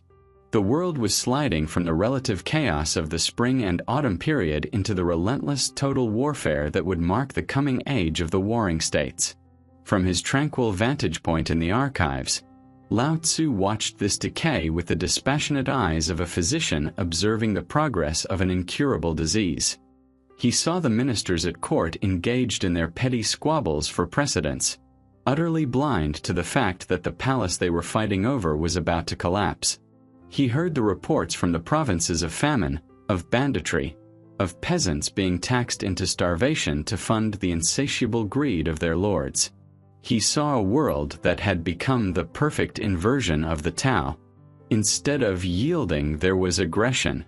Instead of moderation, there was excess. Instead of humility, there was a mad scramble for fame and power. Instead of harmony, there was a deafening symphony of discord. His great disillusionment was not born of anger or contempt. It was a profound weariness of the soul. He possessed an understanding that he believed could heal the world, yet he lived among people who were incapable of receiving it. His wisdom was like a cup of pure, clear water, but he was surrounded by men dying of a thirst they sought to quench by drinking poison. How could he explain the power of yielding to generals who believed only in the sharp edge of a sword? How could he teach the wisdom of moderation to rulers obsessed with expanding their treasuries and their borders? How could he speak of the strength of humility to courtiers whose entire existence was a performance of pride? He came to a stark realization. His teaching could not be taught in the conventional sense. It was not a policy to be implemented or a law to be decreed. It was a fundamental shift in the very nature of consciousness, a letting go of the ego that was the driving force of their entire society. To ask these men to embrace the Tao would be like asking a tiger to give up its claws and teeth. The more he observed, the more he understood that any attempt to actively reform the world would be a form of Wu-wei, of forceful striving. It would be a violation of his own deepest principles. To try and force harmony upon a world determined to choose chaos would be as foolish as trying to command the river to flow back to its source. It would only create more struggle, more resistance, more suffering. His presence at the court became a silent burden. He was a living embodiment of a truth that everyone around him was dedicated to ignoring. He was a man who knew the value of the uncarved block, living in a workshop where everyone was frantically and badly carving. He felt the profound loneliness of the truly awake in a world of sleepwalkers. The archives, once a sanctuary of quiet wisdom, began to feel like a tomb, a repository of a past that no one had learned from, prefiguring a future that was destined to repeat the same mistakes on an even grander scale. The decision to leave was not made in a single moment. It was a slow, internal turning, like a great ship changing its course in a vast ocean. It was the culmination of decades of silent observation. He saw that the cycle of decay had to run its course. The proud oak had to fall. The old, rigid structures had to collapse into dust before something new and vital could have the space to grow. His role was not to prop up the dying tree. His role was to carry a single precious seed away from the wreckage, to preserve the wisdom of the Tao for a future time, for a different world, for those few who might one day be ready to listen. He began to prepare for his departure, not by packing possessions, for he had none he valued, but by detaching himself from the last threads that bound him to the world of men. His interactions became even more sparse, his silence even deeper. He looked upon the frantic activities of the court with a final, compassionate sadness. He saw them not as evil men, but as tragic figures, trapped in the inescapable prison of their own egos, endlessly chasing phantoms of security and glory. He felt the call of the Tao, not as a voice, but as a silent, irresistible pull. It was the pull of the river towards the sea, the pull of the falling leaf towards the earth. It was time to go home. His path no longer lay in the center of the human world, but in the great, empty, and untamed wilderness to the west, towards the vast silent mountains that bordered the kingdom, and beyond them the unknown. One morning, just before the first light of dawn touched the curved eaves of the palace roofs, Li Er left the archives for the last time. There was no formal resignation, no farewell speech, no dramatic gesture. He simply tidied the last scroll, extinguished the lamp, and walked out of the silent building that had been his home and his classroom for so many decades. He departed from the capital as he had lived within it, without a sound, without leaving a ripple on the surface of the world. He vanished from the official record, becoming a ghost even to the history he had so faithfully guarded. His journey was not a flight from a falling dynasty, but a deliberate return to his source. He was a river that had pooled for a time in the great reservoir of human knowledge, and was now finally flowing back towards the great empty ocean of the Tao. The legends say he did not travel on foot, nor did he ride a swift horse, the symbol of the warrior and the ambitious official. Instead, he rode on the back of a great water buffalo, or an ox. This image, which has become the most iconic depiction of the old master, is a profound philosophical statement. The ox is a creature of immense power, but its power is gentle, patient, and rooted in the earth. It moves with a slow, deliberate, and unhurried pace. It cannot be rushed. To ride an ox is to surrender to the rhythm of nature itself, to move at the speed of the turning seasons, not at the frantic pace of human desire. As he sat, small and serene, upon the broad back of this powerful beast, he became a living symbol of Wu-wei, of effortless power, of a strength that does not need to announce itself. His path led him westward, a direction laden with deep symbolic meaning. In the cosmology of ancient China, the east was the direction of birth, of the rising sun, of spring. The west was the direction of endings, of the setting sun, of autumn and the descent into the quiet mystery of winter. It was the direction of the unknown, of the vast untamed wilderness that lay beyond the furthest outposts of the Zhou kingdom. He was not just leaving a city. He was leaving civilization itself. He was journeying towards the edge of the map, towards the great emptiness from which he knew all things had come.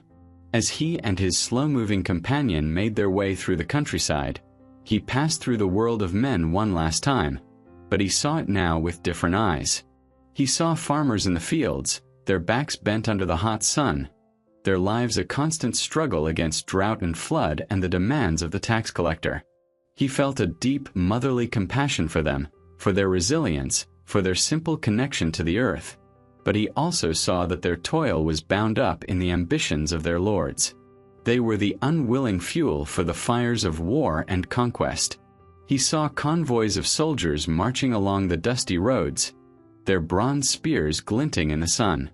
They were young men, their faces a mixture of bravado and fear, marching off to fight for a cause they barely understood, for a lord they had never met. He saw them not as warriors, but as leaves caught in a terrible wind, tossed about by forces far beyond their control. He would pass through villages and towns, the air thick with the noise of commerce, of arguments, of gossip, of striving. And he would continue on his way. The slow, steady rhythm of the ox's hooves a silent counterpoint to the frantic energy of the human world. At night, he did not seek shelter in inns or the homes of officials. He would simply stop by the side of the road, perhaps near a small stream or in a quiet grove of trees. He would sit in meditation, becoming one with the growing darkness and the rising stars. In these moments, the distinction between himself, the archivistly air, and the world around him would dissolve. He was the silence between the calls of the night insects. He was the cool air on the surface of the stream. He was the patient, breathing presence of the sleeping earth. The journey was a process of shedding. With every slow mile, he shed another layer of his former identity. He was no longer the keeper of the archives.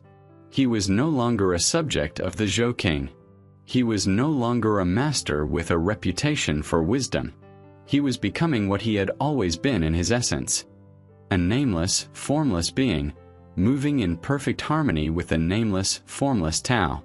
The white hair and beard that had marked him as the old master were now just the color of the winter frost. The deep eyes that had read thousands of scrolls now simply reflected the passing clouds. He was returning to the state of the uncarved block, erasing all the marks that society had made upon him, becoming once again a creature of pure, simple, and profound potential.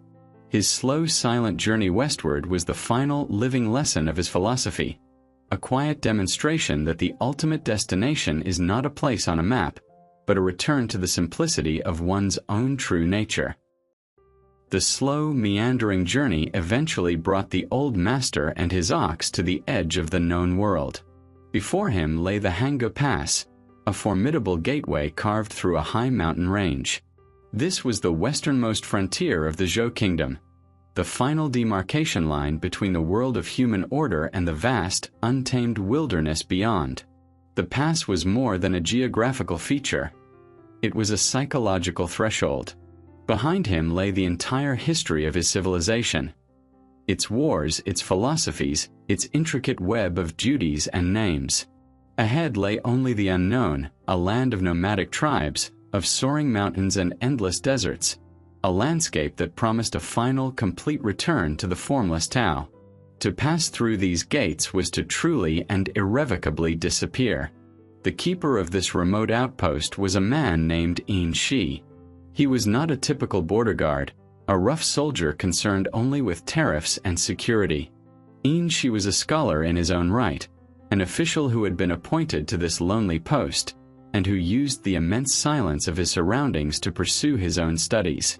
His great passion was astronomy, or more accurately, astrology.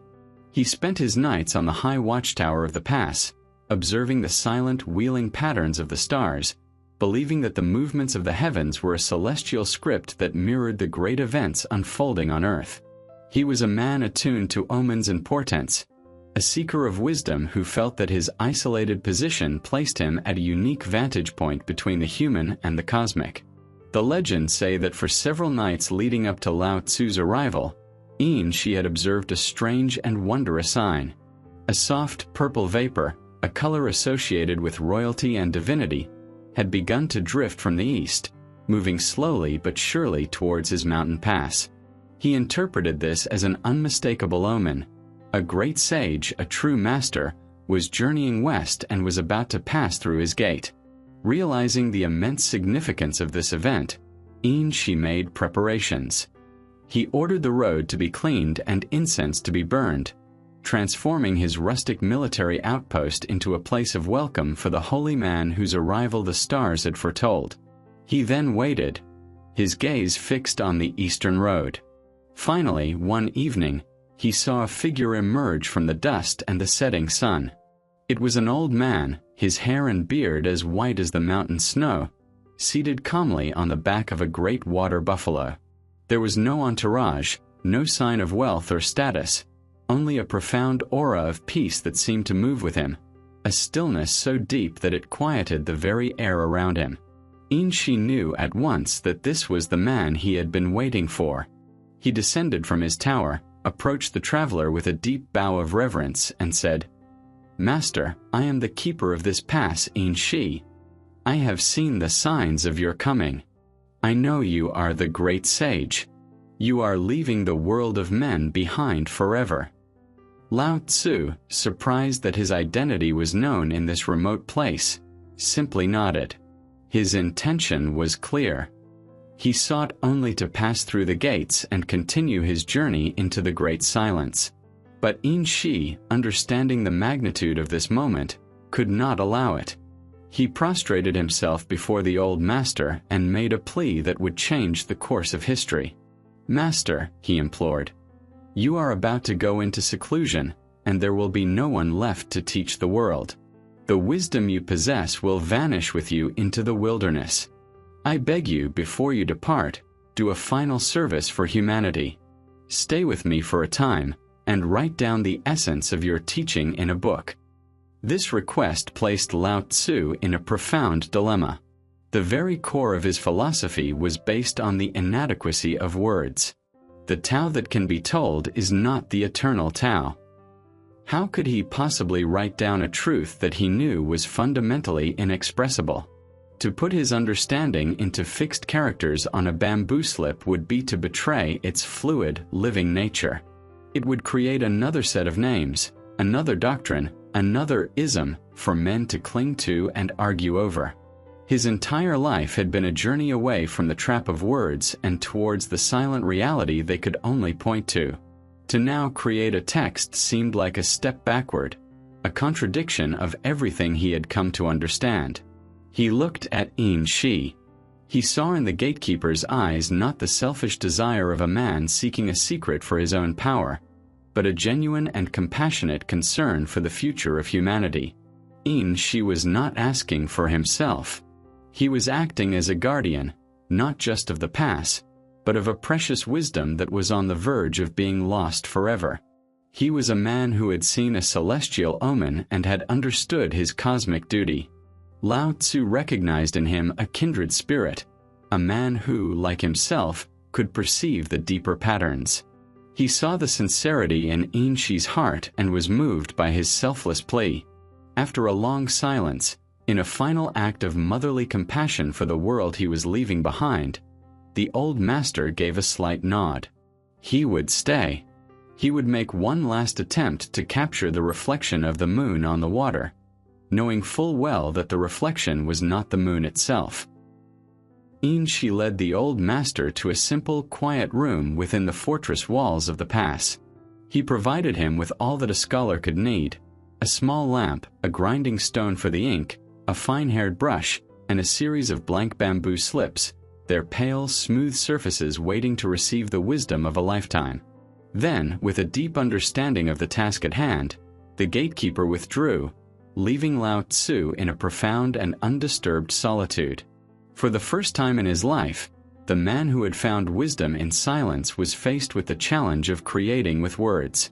He sat for a long time, the empty slips before him, in a state of deep meditation. He was not trying to remember or to formulate arguments. He was listening. He was listening to the deep, silent current of the Tao within him, and searching for the faintest echo of it that could be captured in the clumsy net of human language. The process of writing was slow and deliberate. It was not the work of a scribe, but of a poet. He did not seek to explain the Tao, for he knew that was impossible. Instead, he sought to create a series of verbal triggers, of linguistic paradoxes, of simple, powerful images that could shock the reader's mind out of its habitual ruts and give it a momentary glimpse of the reality that lay beyond the words. He chose his characters with the utmost care, knowing that each one was a vessel that could only hold a single drop of an infinite ocean. He did not write a philosophical treatise with a logical, linear argument. He composed a collection of short, lyrical verses, like a string of perfectly polished stones, each one complete in itself, yet each one reflecting all the others. He began with the great disclaimer, the warning that stood as a gateway to the entire work: the Tao that can be told is not the eternal Tao. He started by admitting the failure of his own task, ensuring that no one would mistake his words for the truth itself. His text was merely a finger pointing at the moon. The wise reader would use the finger to find the moon, and then forget the finger.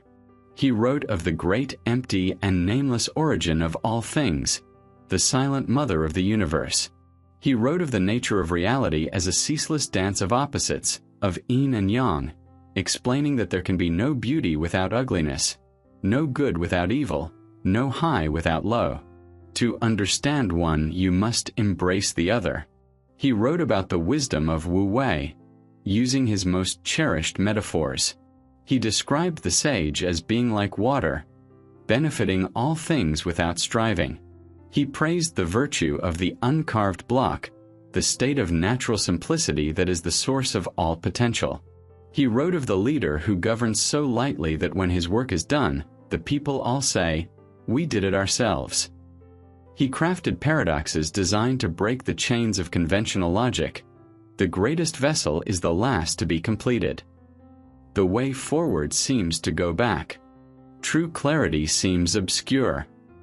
Each verse was a small koan, a puzzle for the intuitive mind, not the rational intellect. He wrote not to provide answers, but to deepen the questions. The work that emerged was small in size but cosmic in scope. It consisted of roughly 5,000 characters, arranged into 81 short chapters or verses. This number, 9 times 9, was no accident. It symbolized a complete and perfect cycle of wisdom. The book was later divided into 2 parts. The first, beginning with the famous first line, became known as the Tao Ching, or the Classic of the Way. It deals with the vast cosmic and ineffable nature of the Tao itself, the ultimate reality. The second part became known as the Tai Ching, or the Classic of Virtue or Power. This section focuses on Tai, the manifestation of the Tao in the world and within human beings. It is the more practical part of the book, offering guidance on how to live in harmony with the natural way of things, how to govern a state, and how to find peace and resilience in a chaotic world. For several days, Lao Tzu remained in his seclusion, brushing character after character onto the waiting bamboo. She did not disturb him, only leaving simple meals of rice and water outside his door. The only sound was the faint rhythmic scratching of the brush. When the final verse was complete, when the 81st chapter was finished, Lao Tzu carefully bound the bamboo slips together with a silken cord. He had done what was asked of him. He had created a map of a land that has no landmarks, a songbook for a melody that has no notes. He had given a name, Tao Te Ching, the Classic of the Way and its power, to a teaching that points to the nameless. He emerged from the room and found Shi waiting patiently. Without a word, he handed the heavy scroll to the gatekeeper. It was a silent and solemn transfer. Shi accepted the gift with a reverence usually reserved for the most sacred of imperial treasures. He understood that he was holding not just a book but a key to a different way of being. In his hands, he held the reluctant gift of the old master, the final, compassionate offering of a man who was about to dissolve back into the great mystery from which he had come. Lao Tzu's final duty to the world of men was now complete. His promise had been kept. The wisdom had been preserved. Now, nothing stood between him and the great silence to the west. With the heavy scroll resting in Shi's hands, the final debt to the world of men had been paid. The old master turned his gaze to the west, to the open gates that stood like a doorway between the known and the unknowable.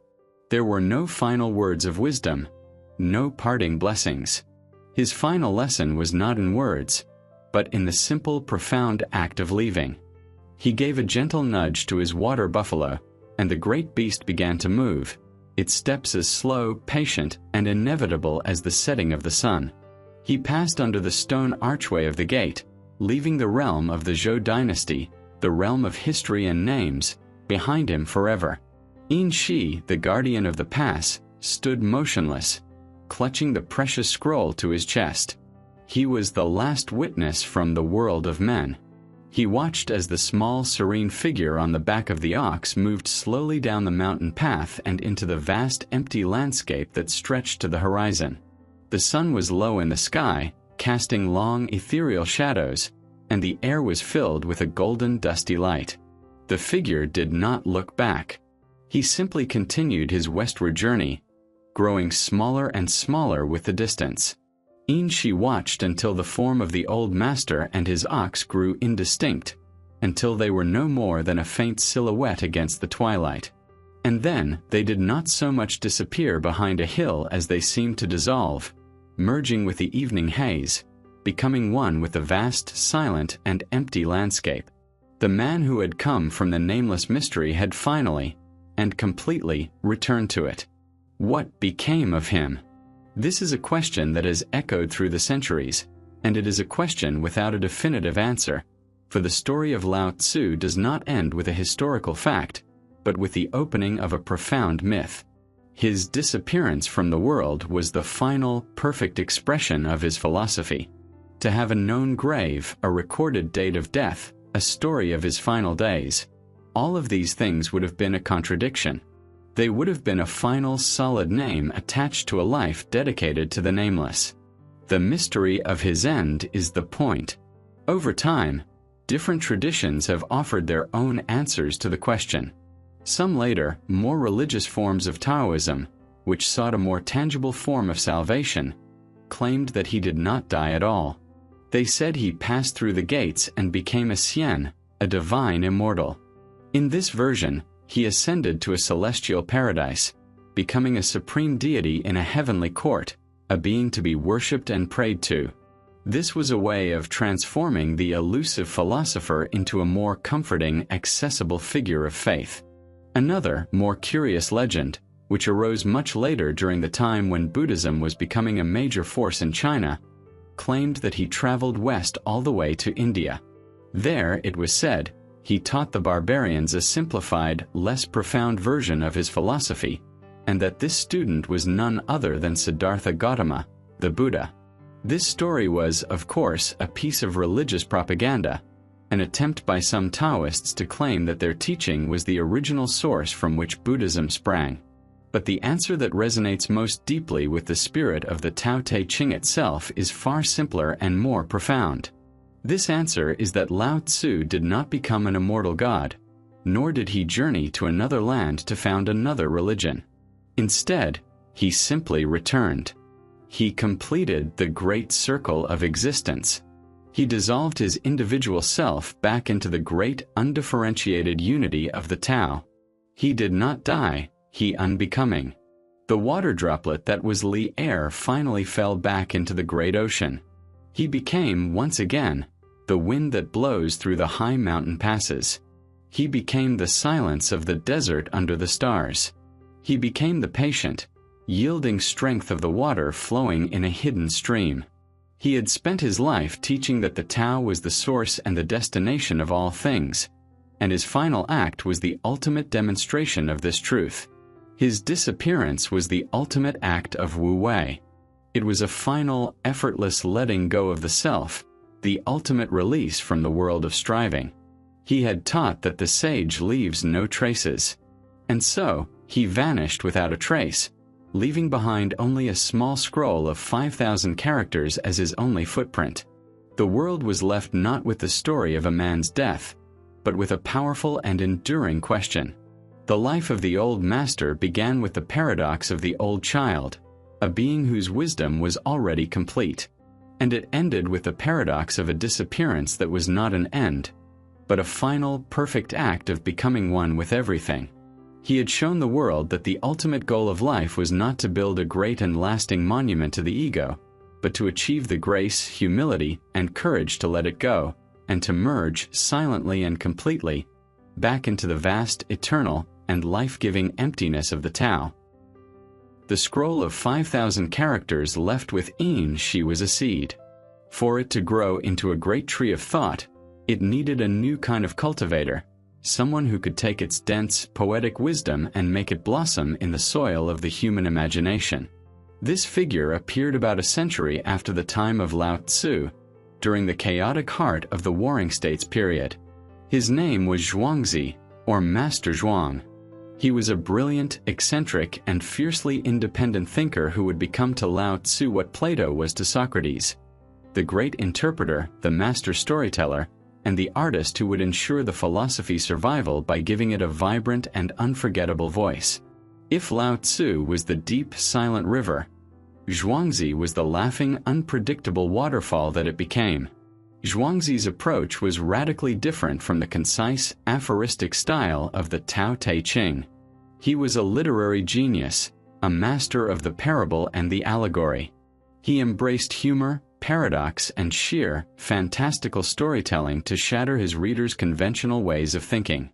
His book, which bears his name, is not a collection of serene verses, but a wild carnival of ideas, populated by talking trees, philosophical skulls, giant mythical birds, and bungling artisans who achieve a state of grace.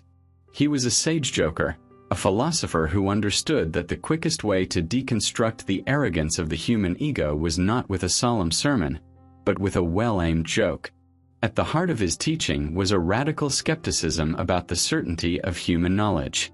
He took Lao Tzu's warning about the limits of names and language and pushed it to its ultimate conclusion. The most famous story that illustrates this is the tale of the butterfly dream. One night, Zhuangzi dreamt that he was a butterfly, a beautiful, happy butterfly, flitting from flower to flower, with no awareness that he was Zhuangzi at all. He felt completely and utterly a butterfly. Then he woke up, and there he was, solid and unmistakably Zhuangzi again. But a profound question lodged itself in his mind. Am I Zhuangzi who has just dreamt he was a butterfly? Or am I a butterfly, now dreaming that I am Zhuangzi? This simple, beautiful story is a deep meditation on the nature of reality and the self.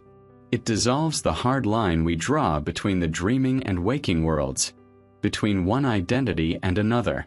It suggests that what we call our self is not a fixed, solid entity, but a fluid, temporary state of consciousness. Zhuangzi used this radical uncertainty not to create fear, but to liberate the mind. If you cannot be certain of who you are, how can you be certain that your ambitions are important, that your enemies are truly your enemies, or that your culture's definition of success is the correct one? By questioning the very foundation of the ego, he invited his readers to let go of their rigid attachments and float freely in the stream of the Tao. Another of his famous parables is that of the useless tree. A carpenter and his apprentice are walking in the forest and come across a massive ancient oak tree. Its branches are so gnarled and crooked that they cannot be used for timber. Its wood is so coarse and full of knots that it cannot be made into furniture or tools. The apprentice remarks on how useless the tree is. The carpenter, however, scolds him. It is because of its uselessness, the master explains, that this tree has been able to live for so long. If it had been straight and useful, it would have been cut down by an axe long ago. Its uselessness is its greatest protection. This story is a direct assault on the conventional human-centered way of valuing things. We judge everything by its utility to us. But Zhuangzi shows that from the perspective of the Tao, this very usefulness can be a curse. The man who is considered useful by society, the brilliant general, the clever official, the skilled worker, is used by society. He is conscripted, he is given stressful duties, he is burdened with responsibilities that wear him down and lead to an early grave. The sage, like the useless tree, refuses to be carved into a tool for someone else's purposes. By embracing a kind of social uselessness, by refusing to compete for fame or position, he preserves his own integrity, his own te, and is granted the freedom to live out his life in peace and wholeness. Through these and dozens of other fantastical stories, Zhuangzi took the profound and sometimes abstract principles of the Tao Te Ching and made them dance. He infused the quiet reverence of Lao Tzu's vision with a spirit of wild freedom, of intellectual play, and of profound laughter. He showed that the path to enlightenment was not necessarily a solemn, silent affair. It could also be a joyful, liberating, and often very funny journey. It was thanks to the genius of Zhuangzi that Taoism was saved from ever becoming a rigid dogma. He ensured that it would always remain a philosophy of questioning, of freedom, and of the limitless, creative power of the human spirit in its dance with the great, mysterious, and often very amusing Tao.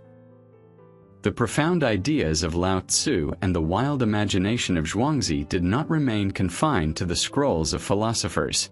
Like water seeping into fertile ground, their vision of the world began to nourish the roots of Chinese culture, giving rise to an aesthetic sensibility that was unique in human history. The Taoist perspective offered a new way of seeing beauty, not in human-made perfection, but in the spontaneous, asymmetrical, and often imperfect patterns of nature. The artists and poets who were touched by this vision became less interested in depicting the dramas of the human world and more interested in capturing the silent, living presence of the Tao itself. This transformation is perhaps most visible in the art of landscape painting, known as shan shui, which literally means mountain water.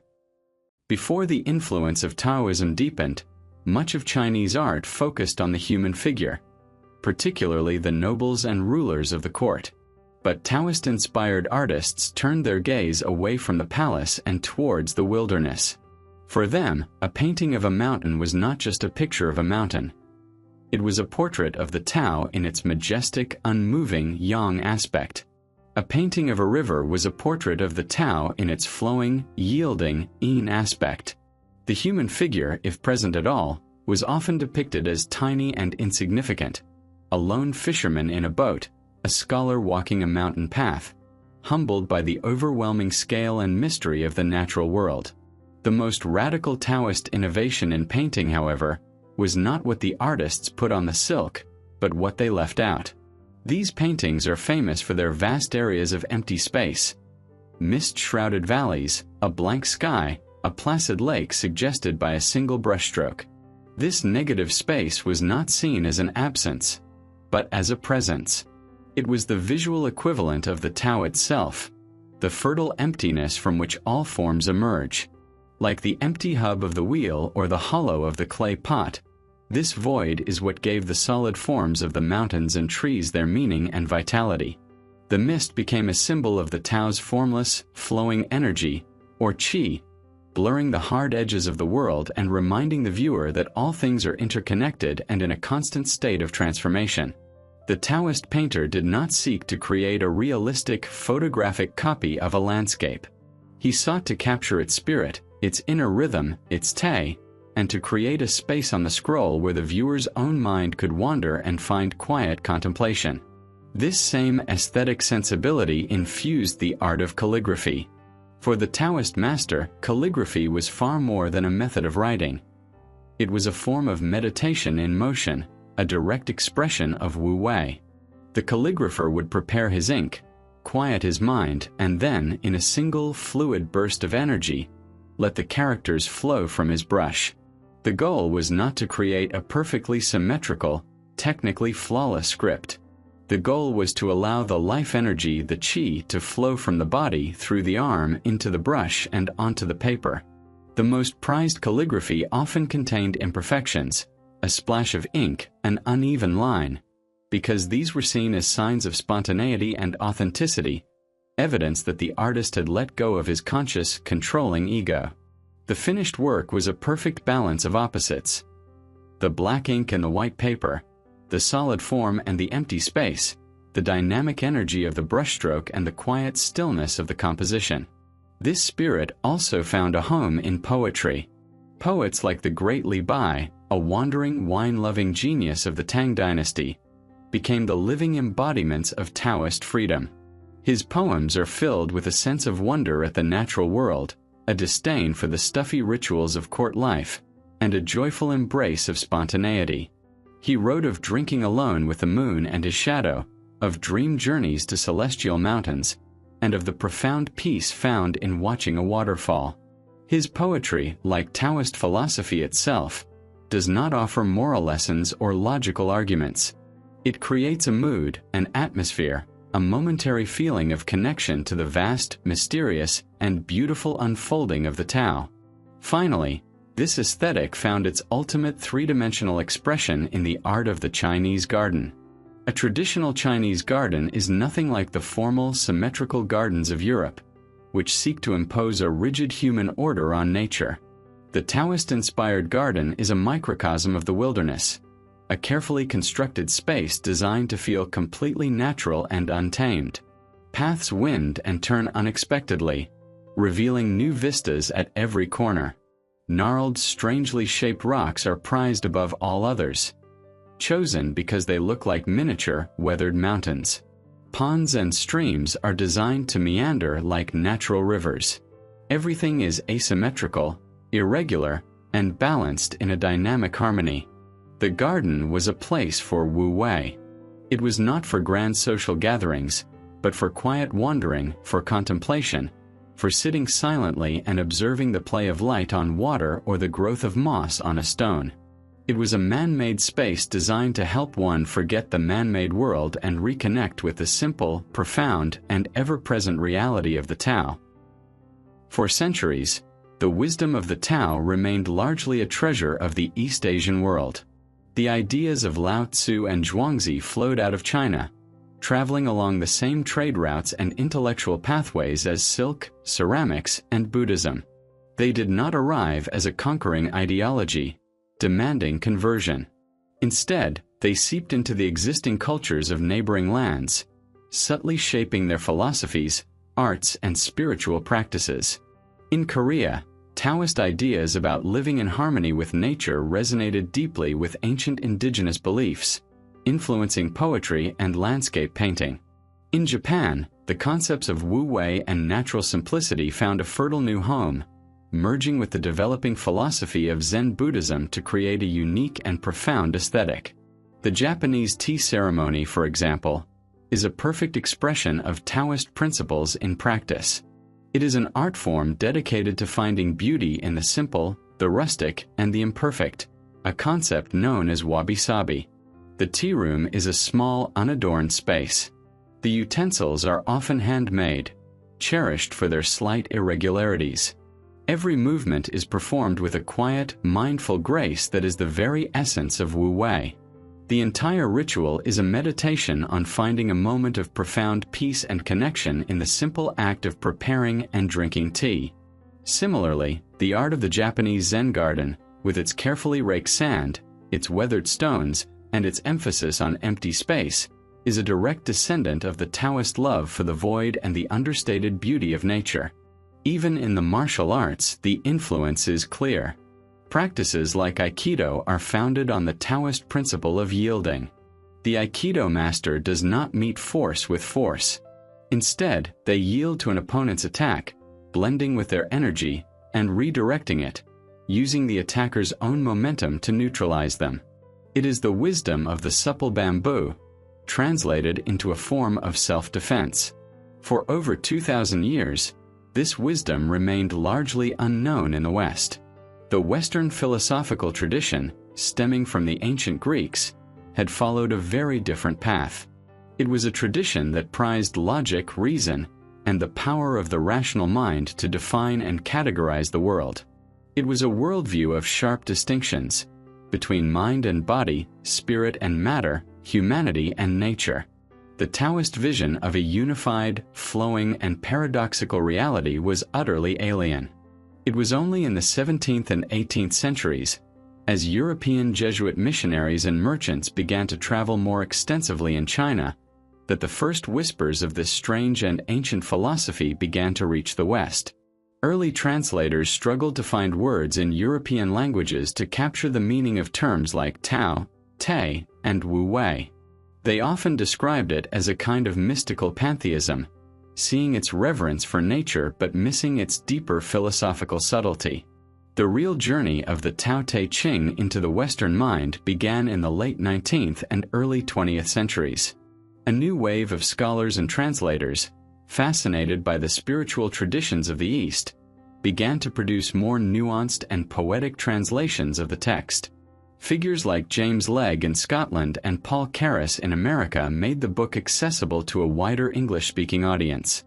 For a Western world grappling with the spiritual emptiness that followed the Industrial Revolution, the rise of materialism, and the horrors of modern warfare, the quiet, nature-based wisdom of Lao Tzu felt like a cool drink of water in a desert.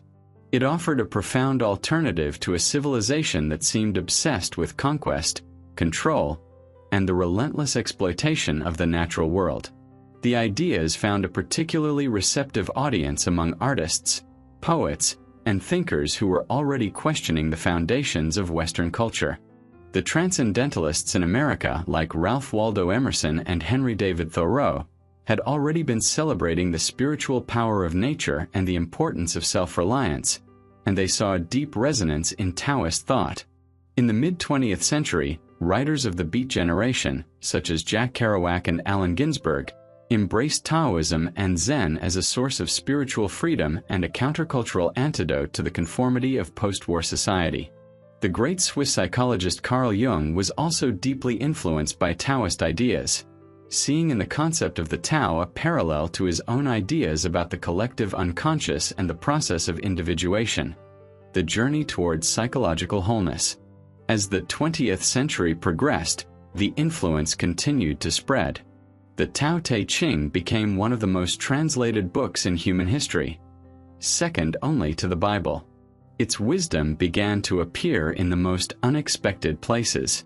Physicists like Fritjof Capra, in his book The Tao of Physics, saw stunning parallels between the Taoist vision of a unified, dynamic, and interconnected universe and the discoveries of modern quantum mechanics. Environmentalists saw in Taoism a powerful ancient argument for ecological sanity and for treating the earth not as a resource to be exploited, but as a living system of which we are a part. Therapists, mindfulness teachers, and even business consultants began to draw on the principles of Wu-wei to teach people how to lead more effective, less stressful, and more authentic lives. The seed that had been planted by a reluctant archivist at a remote mountain pass had, after a journey of 2.5 millennia, finally taken root and begun to blossom in the heart of a very different world. 2,500 years have passed since the old master disappeared through the western gates. The world he knew, a world of bronze chariots, warring states, and bamboo scrolls, has vanished so completely it seems like a distant dream. We now live in an age of wonders he could never have imagined. Cities of steel and glass that scrape the sky, metal birds that carry us across oceans in a single day, and glowing rectangles in our hands that connect us to all the collected knowledge of humanity in an instant. We have conquered diseases, split the atom, and sent our mechanical emissaries to the stars. By any measure of the ancient world, we are gods. And yet, are we at peace? In our relentless pursuit of progress, we have built a world that runs in direct opposition to the wisdom of the Tao. Our civilization is a monument to forceful striving, to weigh. We are driven by a culture of constant acceleration, a relentless demand for more. More speed, more growth, more data, more efficiency. Our days are filled with noise, the digital clamor of notifications, the endless chatter of media, the constant pressure to perform, to compete, to be seen. We have mastered the art of doing, but we have forgotten the art of being. We are more connected than ever, yet many have never felt more alone. We possess more information than ever, yet we often lack the wisdom to use it. We have surrounded ourselves with comfort and convenience, yet we are plagued by an epidemic of anxiety and stress. It is into this modern, high-speed, and deeply weary world that the quiet, ancient echo of Lao Tzu's voice arrives with a new and startling relevance. His teaching is no longer an exotic piece of Eastern philosophy. It has become a profound and practical antidote for the specific maladies of our time. His concept of Wu-wei speaks directly to our culture of burnout. It reminds us that true effectiveness comes not from frantic, stressful multitasking, but from a calm, focused, and intuitive flow. It teaches us that sometimes the most intelligent and productive action we can take is to step back, to do less, and to allow a natural solution to emerge. In a world that tells us to hustle harder, Lao Tzu whispers that the greatest achievements are often effortless. His praise for the uncarved block, offers a powerful counter-narrative to the pressures of modern identity. We are constantly urged to brand ourselves, to curate a perfect online persona, to define ourselves by our jobs, our possessions, and our accomplishments. The old master reminds us that our greatest strength lies not in the roles we play, but in the authentic, uncarved nature that lies beneath them. He invites us to let go of the exhausting performance of being someone, and to find the quiet freedom of simply being ourselves. His wisdom teaches that our true value is not in our utility to the system, but in our own wholeness and integrity. His deep reverence for nature speaks directly to our growing ecological crisis. We have treated the earth as a resource to be conquered and consumed, a dead machine from which we can extract endless value. Lao Tzu's vision of the Tao reminds us that the world is not a machine, but a living, interconnected organism. We are not its masters. We are a single, small part of its seamless web. He teaches that our own health is inseparable from the health of the planet, and that a path of aggressive exploitation will inevitably lead to our own ruin. His philosophy is a timeless call for ecological sanity, for a return to a relationship of humility, respect, and harmony with the natural world that sustains us. And perhaps most profoundly, in an age of distraction, his teaching is a guide back to the sanctuary of silence. The path he walked, away from the noise of the capital and into the quiet of the wilderness, is a journey we can all take, not by physically leaving our lives behind, but by turning our attention inward. His philosophy is an invitation to find the still, silent center within ourselves, the empty hub of the wheel around which the chaos of our lives can turn without disturbing our core of peace.